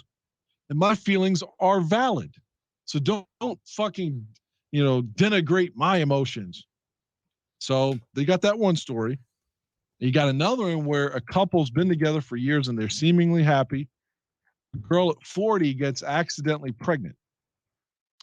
And the guy saying all the right things, but she has an abortion. And he, of course, is being supportive, but deep down, in the audience that he wanted that baby. And then he's trying to be supportive of his wife, and then she asks him to leave. She's like, I'll take an Uber. Can I please just be alone? And as soon as he leaves, she starts crying. She felt so guilty already. She didn't want to do it, but felt like she's too old. I don't know what her exact reasoning was. But you just see this myriad of emotions. If you can handle it, it's so heavy. It's real, though. It just feels like you're watching other people's lives. And it seems like it's legitimately, when they're arguing or something, it doesn't seem over the top. It seems like something you could put yourself in and be like, damn, I get that. I've been there. Yeah, and I think I told you that this is based on a Swedish TV series done by the famous Swedish director Ingmar Bergman, and it really. Yeah, Brandy watched that old movie by accident when I told her about the story. Oh, okay. She thought she was watching what I asked her to watch, and she watched the movie, and then she went back and watched the show too. But go ahead, I'm sorry. No, I was just going to say, I mean, it was critically acclaimed. It was released theatrically here in the United States, and I want to say this was the 1970s. But I think it was 72 from what I read. Yeah, 72, 73. And so I've never seen that because it was so distressing from all the reviews I read. Fine, great piece of art, but just it's very, very difficult to get into something that is so emotionally devastating. Not to say that I always shy away from movies like that, but if they're long, like it's a multi-part series, it's like, why do I want to go through that? I actually lived it, my first two marriages. No, I'm just kidding. Right. So I don't know. I liked it. It's only an hour episode. Yeah, and great. If you can give it a chance to see what you think, I think it's so good. Right, and the talent is really good. The Oscar Isaac plays the lead, and he's good friends with Jessica Chastain. And when he got the script, he said, "I'll only play this with one actor who I know I can trust and I feel can do a good job with this, and that's Jessica Chastain." I read that in an Entertainment Weekly article. So I am really interested in it, and I probably will give it a chance, maybe once the football season is over. Yeah, it's that's a tough watch, man. Definitely a tough watch. It is heavy. Like I said, it's heavy, but if you can just give it a go, I think you could get hooked on it. And one more thing I wanted to tell you about on there, which I thought was interesting. I watched an old horror film today that I'd never heard of before until recently. And it was just a lady that I had talked to on Facebook dating that I actually never met, but we talked about horror movies and stuff. And because that was her thing. And I was like, yeah, man, I love movies in general, but yeah, I like horror movies. And she was like, one of my favorite horror movies is obscure from the early 80s. It's called Alone in the Dark. And I was like, I'd never heard of that, And then, I'm telling you, 2 days later, I got an email from Shout Factory. I don't know if you're familiar with Shout Factory. They take older movies and put them on Blu-ray and put all kinds of bonus features. Usually they interview the cast, and it's a cool thing. Never heard of it. So it's called Shout Factory. They have another division called Scream Factory when they do the horror films typically. But so they sent me an email showing the list of their upcoming Blu-ray releases, and wouldn't you know it, Alone in the Dark was right there. So I was like, wow, okay, so I'm going to pre-order this. So I did. It came in. I started watching it. You have Jack Palance as the lead villain. And it's based off a story in New York, where, how they have a blackout and the whole town goes fucking black. So they're in like an insane asylum where Donald Pleasance, who Whoa. played. I'm sorry, I'm playing the trailer on it, and they're showing sex. No, there was no sex in the movie. Alone in the Dark? Yeah, there was no sex in the movie. That's not the same movie. Alone in the Dark, 1982, official trailer. I didn't see any sex in the movie, and I watched it today. I don't see Jack Palance either. It must be a different Alone in the Dark. Let me get this off the screen because it's going to be Donald Pleasance, who played the doctor in Halloween, is playing like this psychologist who's like, you can reason with all these guys. They don't, society is crazy, not the people. It's kind of, and that was based on some guy that really said that in like Rolling Stone in the late 70s or something. And so they wrote the story based upon that and like a big blackout in New York City. So there's a blackout at this facility, which kills like their security system, and 4 psychos are allowed to walk out because there's no power. And because there's a blackout, the people are going nuts and looting the stores and shit anyway. So the psychos just fit right in. And Jack Palance is one of them, which is kind of odd. Like I said, and they're, he's convinced that one of the doctors, because they have a new doctor there, he's convinced in his head, because he's schizophrenic, that he killed the old doctor. Mm-hmm. So he's like, he's going to kill us too. So they want to go to the doctor's house and kill he and his whole family, because he's convinced he killed the other doctor. And that sounds a little thin, but in the context of the movie, it makes sense when you watch it. Again, for an old early 80s movie, it was the first ever movie produced by New Line Cinema. Oh, wow. Yeah, it was really cool, man. Like I was happy with it. It felt like a Twilight Zone episode. Jack Shoulder is a director who has done a couple of movies I've liked in the past, and Donald Pleasance, Martin Landau, Jack Palance are all in it. And the trailer that I was playing is in fact the movie you were referring to, and there is a scene where a young couple I didn't remember there being nudity in it. Maybe there was. I know they got killed, but I didn't think that they actually showed any nudity. Somebody's ass was sticking out there for a second, so I was startled by that. But in any case, I will definitely check that out. And Larry Golden is in the chat, and he's asking, have you seen, I haven't, Ted Lasso? No. Have you heard the raves about it? I mean, everybody who watches this loves it, whether they're a conservative, a liberal, whether they're I don't know what it is. What is it? Ted Lasso is, Laro has the description right here. Football coach from America gets a job to coach a soccer team in England. It's hilarious with Jason Sudeikis, who was on Saturday Night. Joe Biden. He played Joe Biden on SNL. That's right. And you just got schooled Biden style. Back when he was the vice president debating Sarah Palin. Right. And he's going on to have a nice movie career. He's doing very well. And so everybody talks about Ted Lasso. It's available on Apple TV, which is why I haven't seen it, because I don't have access to Apple TV. But I got to get access because everybody loves Ted Lasso. Everybody. I mean, I have not heard a ill word about Ted Lasso. Then the other thing, Stephen Nagishi says, we have to play Paul Allen's call of the Vikings missed field goal, NFL Week 2. I shared this. Shane Marsaw shared it, and I shared it based off his tweet. All right, here it comes. High snap, put down. Joseph, come on! It is good! No, he missed it. Good. Are you kidding me? He missed it right. He missed it right. Oh, my heavens. Oh, my. He missed it right. What a gut punch to a team.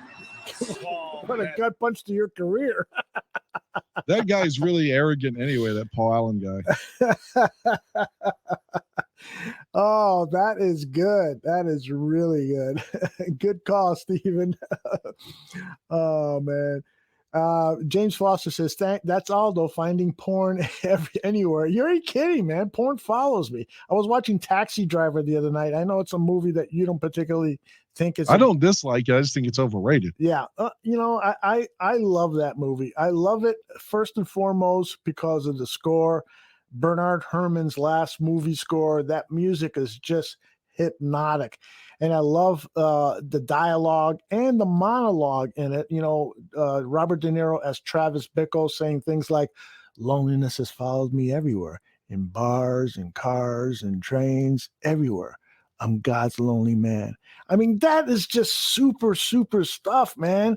And something that I think a lot of us guys can relate to, poor Travis Bickle is trying to pick up Sybil Shepherd, and he takes her on a date to a porno movie, and she's like, "What are you doing?"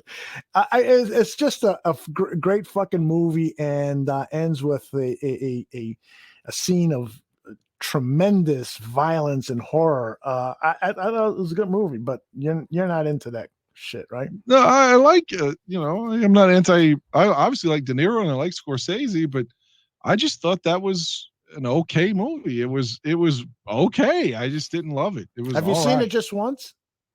I've seen it probably 3 or 4 times over the years. Okay, well. But the first time I saw it, I was pretty young. I was probably like 12, and then I rewatched it again, maybe at like 17. Then I probably watched it again at like 30. I guess so I've probably seen it 3 times. And the last time I had watched it, I was like, man, I kind of had forgotten everything about it and saw it through a different lens as an adult, but I still thought it was just okay. It wasn't Goodfellas. It wasn't Casino. It was okay. It wasn't my favorite movie. Yeah. I don't know. I like movies about psychos. That's probably why I like hanging out with you. The Factor joins us, and he says, according to ex-head team NFL doctor David Chow, Andy Dalton's bone bruise isn't like a normal bruise. His femur and tibia smashed, damaging the cartilage. Dalton must rest for at least a month, says Dr. Chow. So yeah, that is what I heard too, is that because Greg Gabriel on Monday says, I had never heard of a bone bruise before. Well, apparently it is a real thing. And it's basically what happens is when 2 bones have hit each other. And so it causes a bruise. And that's, why would they have ruled? Why would the PR people say it's his job if he wasn't going to play next week? I think that what they are doing is playing head games with the Browns. They don't want the Browns to think that Justin Fields is definitely starting next week. They being the Bears, want the Browns to prepare for both quarterbacks. Spend 2-3 hours looking at Dalton tape and spend, equal amount of time looking at Justin Fields. It gives them a slight competitive advantage. That's the only thing I can think of. And I think it's smart to do that. Well, I hope that he's okay. Like, even if, I don't want to wish any ill will on Andy, but I kind of hope that we can say that we were at Fields' first start, whether that be Sunday or the next Sunday. So we'll have, a cool moment together, to be like, we were at Fields' first ever start, Fucking A. I mean, I've always been excited at the fact that we're going to go to Cleveland to watch this game. I am. It's almost impossible to say that I'm even more excited, but I am, because it's Justin Fields. He's going to start. And if he has a great game, he's going to start again in Detroit, and we can talk to our grandchildren and write our memoirs about we were there for Justin Fields' first 2 starts. That's fucking awesome, man. You need to go back on your rule and buy a number 1 jersey. No, I'm not going to do it. I'm not going to. You need to wear a Fields jersey at the game. I thought about it actually when I was in that store. There were some nice ones, but I can't do it. I got a nice Justin Fields T-shirt that I'll wear the night before the game or something like that. But I just have this rule. I actually have a Trubisky jersey that someone gave me as a gift. So if anybody wants to give me as a gift a Justin Fields jersey, are you yearning for that? No. Here's the other thing. I don't like the number 1 in the Chicago Bears font. It just a straight line like that just doesn't feel like it's the number 1. They should change the font. I was glad he wasn't number 8, because like McNown, Rex, like Mike Glennon. Vince Evans wore number 8, and he was a damn good quarterback. And in that game in 1977, I sent you this. He was returning kicks. Yes, he was. I mean, the guy was a super athlete. Man, he should have had a longer, much more prosperous career here. But why was it? Remind me why he left. He went to the USFL, right? I think so. Yeah. And plus, they drafted McMahon and had a new administration come in, being with Ditka. Yeah. So too bad. Yeah, Jay Hood from Cap and Jay Hood, that was his guy, was Vince Evans as a kid. Yeah, I mean, I loved the guy. He had movie star good looks, was from USC, had a cannon for an arm. He had all this mobility in the pocket. He was a smart guy. He had everything going for himself, and he had good games with the Chicago Bears.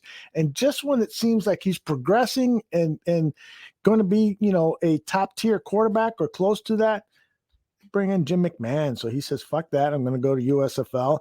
And he does say, I'd love to interview Vince Evans, but he has been quoted as saying that he regrets that he left the NFL because he thinks it, for lack of a better way of putting it, retarded his career. Hey, real quick, I was looking at Cleveland for Sunday. This is what we're looking at. 18 mile per hour wind gust. This is courtesy of AccuWeather.com. 18 mile per hour wind gust, 11%. I don't know where they get 11% from. 11% chance of a thunderstorm. Otherwise, partly sunny and 70. Nice. That's pretty fucking good. Partly sunny, 70, but windy and a chance of a thunderstorm. So that's what we're looking at Sunday. That is nice. I mean, 70 is pretty fucking good. Yeah. It's not cold. It's not hot.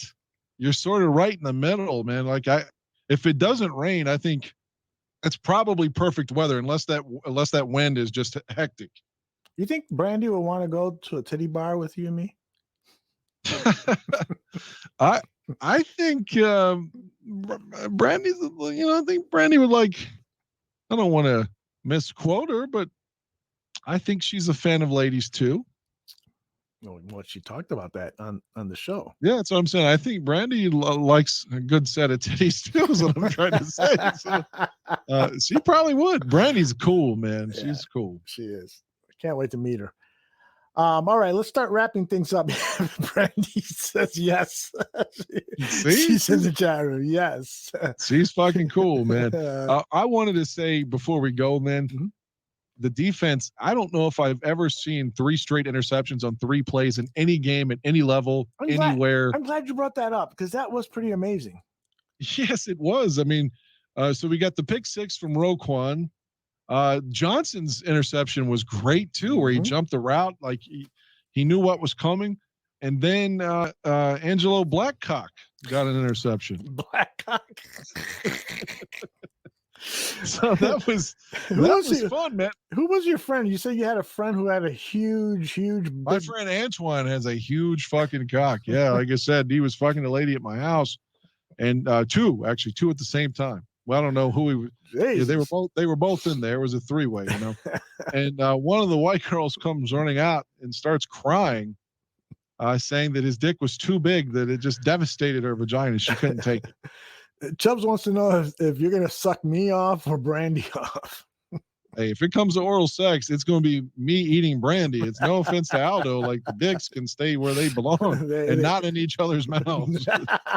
They will be. Not that there's anything wrong with that. Let me just say that I have nothing against gay men. It's not. So what? I don't like to suck dick. So what? Yeah. So what? Yeah, I can't get into that either. Just so you know. Yeah, I mean, I'm not homophobic in any way. At least I don't think I am. But I just happen to like women. That's all. Yeah. All right. Anything else you want to share before we pull the plug on this episode of Dan and Aldo Bear Their Souls? Well, I think if we only got 5 minutes or so, it's worth mentioning how good the defense was on that day, because especially for someone like me who's critical about them, there was the big play at the big scoring play that looked like something from the Rams game when Eddie Jackson came over and hit Duke Shelley and knocked him off the man. I forget the Bengals receiver. What difference does it make? But beyond that, the defense was pretty buttoned up that day. They had a bunch of sacks. You had a bunch of interceptions. I mean, like I said, it felt like a Ditka game. Akeem Hicks flying around. Quinn was doing well. Khalil Mack had a sack.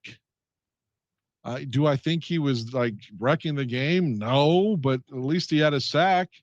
Akeem Hicks looked really good. Jalen Johnson looked really good. Duke Shelley looked really awful. Yep. Eddie Jackson had that nice play where he came in and blew up a run and forced a turnover, but other than that, he still looked suspect. And actually, the one post game that I listened to briefly was the WGN one with Glenn Kozlowski and Dan Hampton and Ed O'Branovich. Glenn says, from his perspective, Glenn thinks that Eddie has lost a significant step. He says he looks extremely slow out there for a safety. He's like, you combine with somebody that doesn't want contact with the fact that he's shy about contact and suddenly he's lost a step. He's like, man, that's a bad combination for the Bears back there, and he's playing terribly. That's what Glenn said. Yeah, I don't think he played terribly at all in the Bengals. He made a couple of mistakes, one being tackling Kendall Vildor as opposed to Jamar Chase on that touchdown. I thought that was Duke. Was that Kendall? Oh, my bad then. Well, maybe you're right. I think it is. I think it was Duke. It was one of those two young guys. But it was Eddie Jackson that could have prevented that touchdown. But aside from that, he had a forced fumble or tackle for a loss. So I thought he played fairly well. By the way, the Factor says, Dan, please go to the game with positive energy. Oh, I do. I think every time I watch, I think I'm coming up with ways in my head that the Bears are going to win. I'm the same way. I'll go to, and I'm not going to leave, even if it's a blowout. I don't want to leave. No fucking way. I stay until the ushers say, "Get the fuck out." It could be 37-3 in the fourth, and I'm going to be like, "Come on, man, let's stay." Yeah, for sure. Although there's something I got to tell you about that you probably don't know, but I'll tell you about it off the air. That might complicate things for us while we're there. But I'll tell you that as soon as we get off the air here. Yeah, now I'm afraid. Is it something like, is it bad? No, I'll tell you what it is. So here's the deal. Let me read this first. Deborah Miller says, I hope this defense shows up against the Packers. Hopefully Fields will be ready, and hopefully Nagy doesn't call plays all scared. I'm with you, Deborah. So after Bears games, I do Bear football with Tyler and John Buffon immediately afterwards. Well, I can't do it because I'm going to be at the game. And so I asked Joe Mandel to fill in as the host for me, and he said he was, but now he can't. So I'm trying Come on, two scoops. So you're Joey one scoop now. You're Joey one scoop. So one option that I have is that we push the show back a couple of hours, and that way it gives us time to get a bite to eat, get over to the hotel, and then you, Tyler, and John do the Bear football show. So that's an option. Okay, sounds good to me. All right, I just it cuts into. I love the Gaines report. Yeah, he's awesome. He's talking about positive energy. Yeah, so that guy should be fucking selling videos to people. Like, what's that famous guy that does that shit, the positive stuff? It's not Tony Robbins. Yeah, Tony Robbins. Okay. Yeah, that's what I was thinking about. Like he seems like a phony to me, but Gaines report makes me like think, well, fuck, maybe I should go for a tryout. I don't know about that, but yeah, man, he's so positive though. Like I wish I had that disposition. I truly do. So I'd like interacting with him because I feel like I'm a better guy for having been around that positive energy. I'm not saying that sarcastically at all. No, I agree with you. Gaines came over to my house a year ago, and I fucking fell in love with that positive energy. I mean, I was ready to start. Is he from Chicago? No, he's out east in a lot closer to you than he is to me. I was hoping I could meet him then, but he's in the Virginia area. Okay. I'm trying to find out what Brandy's having a conversation with people here. She's trying to figure out what's going on here. Is she cheating on you already? Brandy can fuck who Brandy wants, and I'll still fuck Brandy.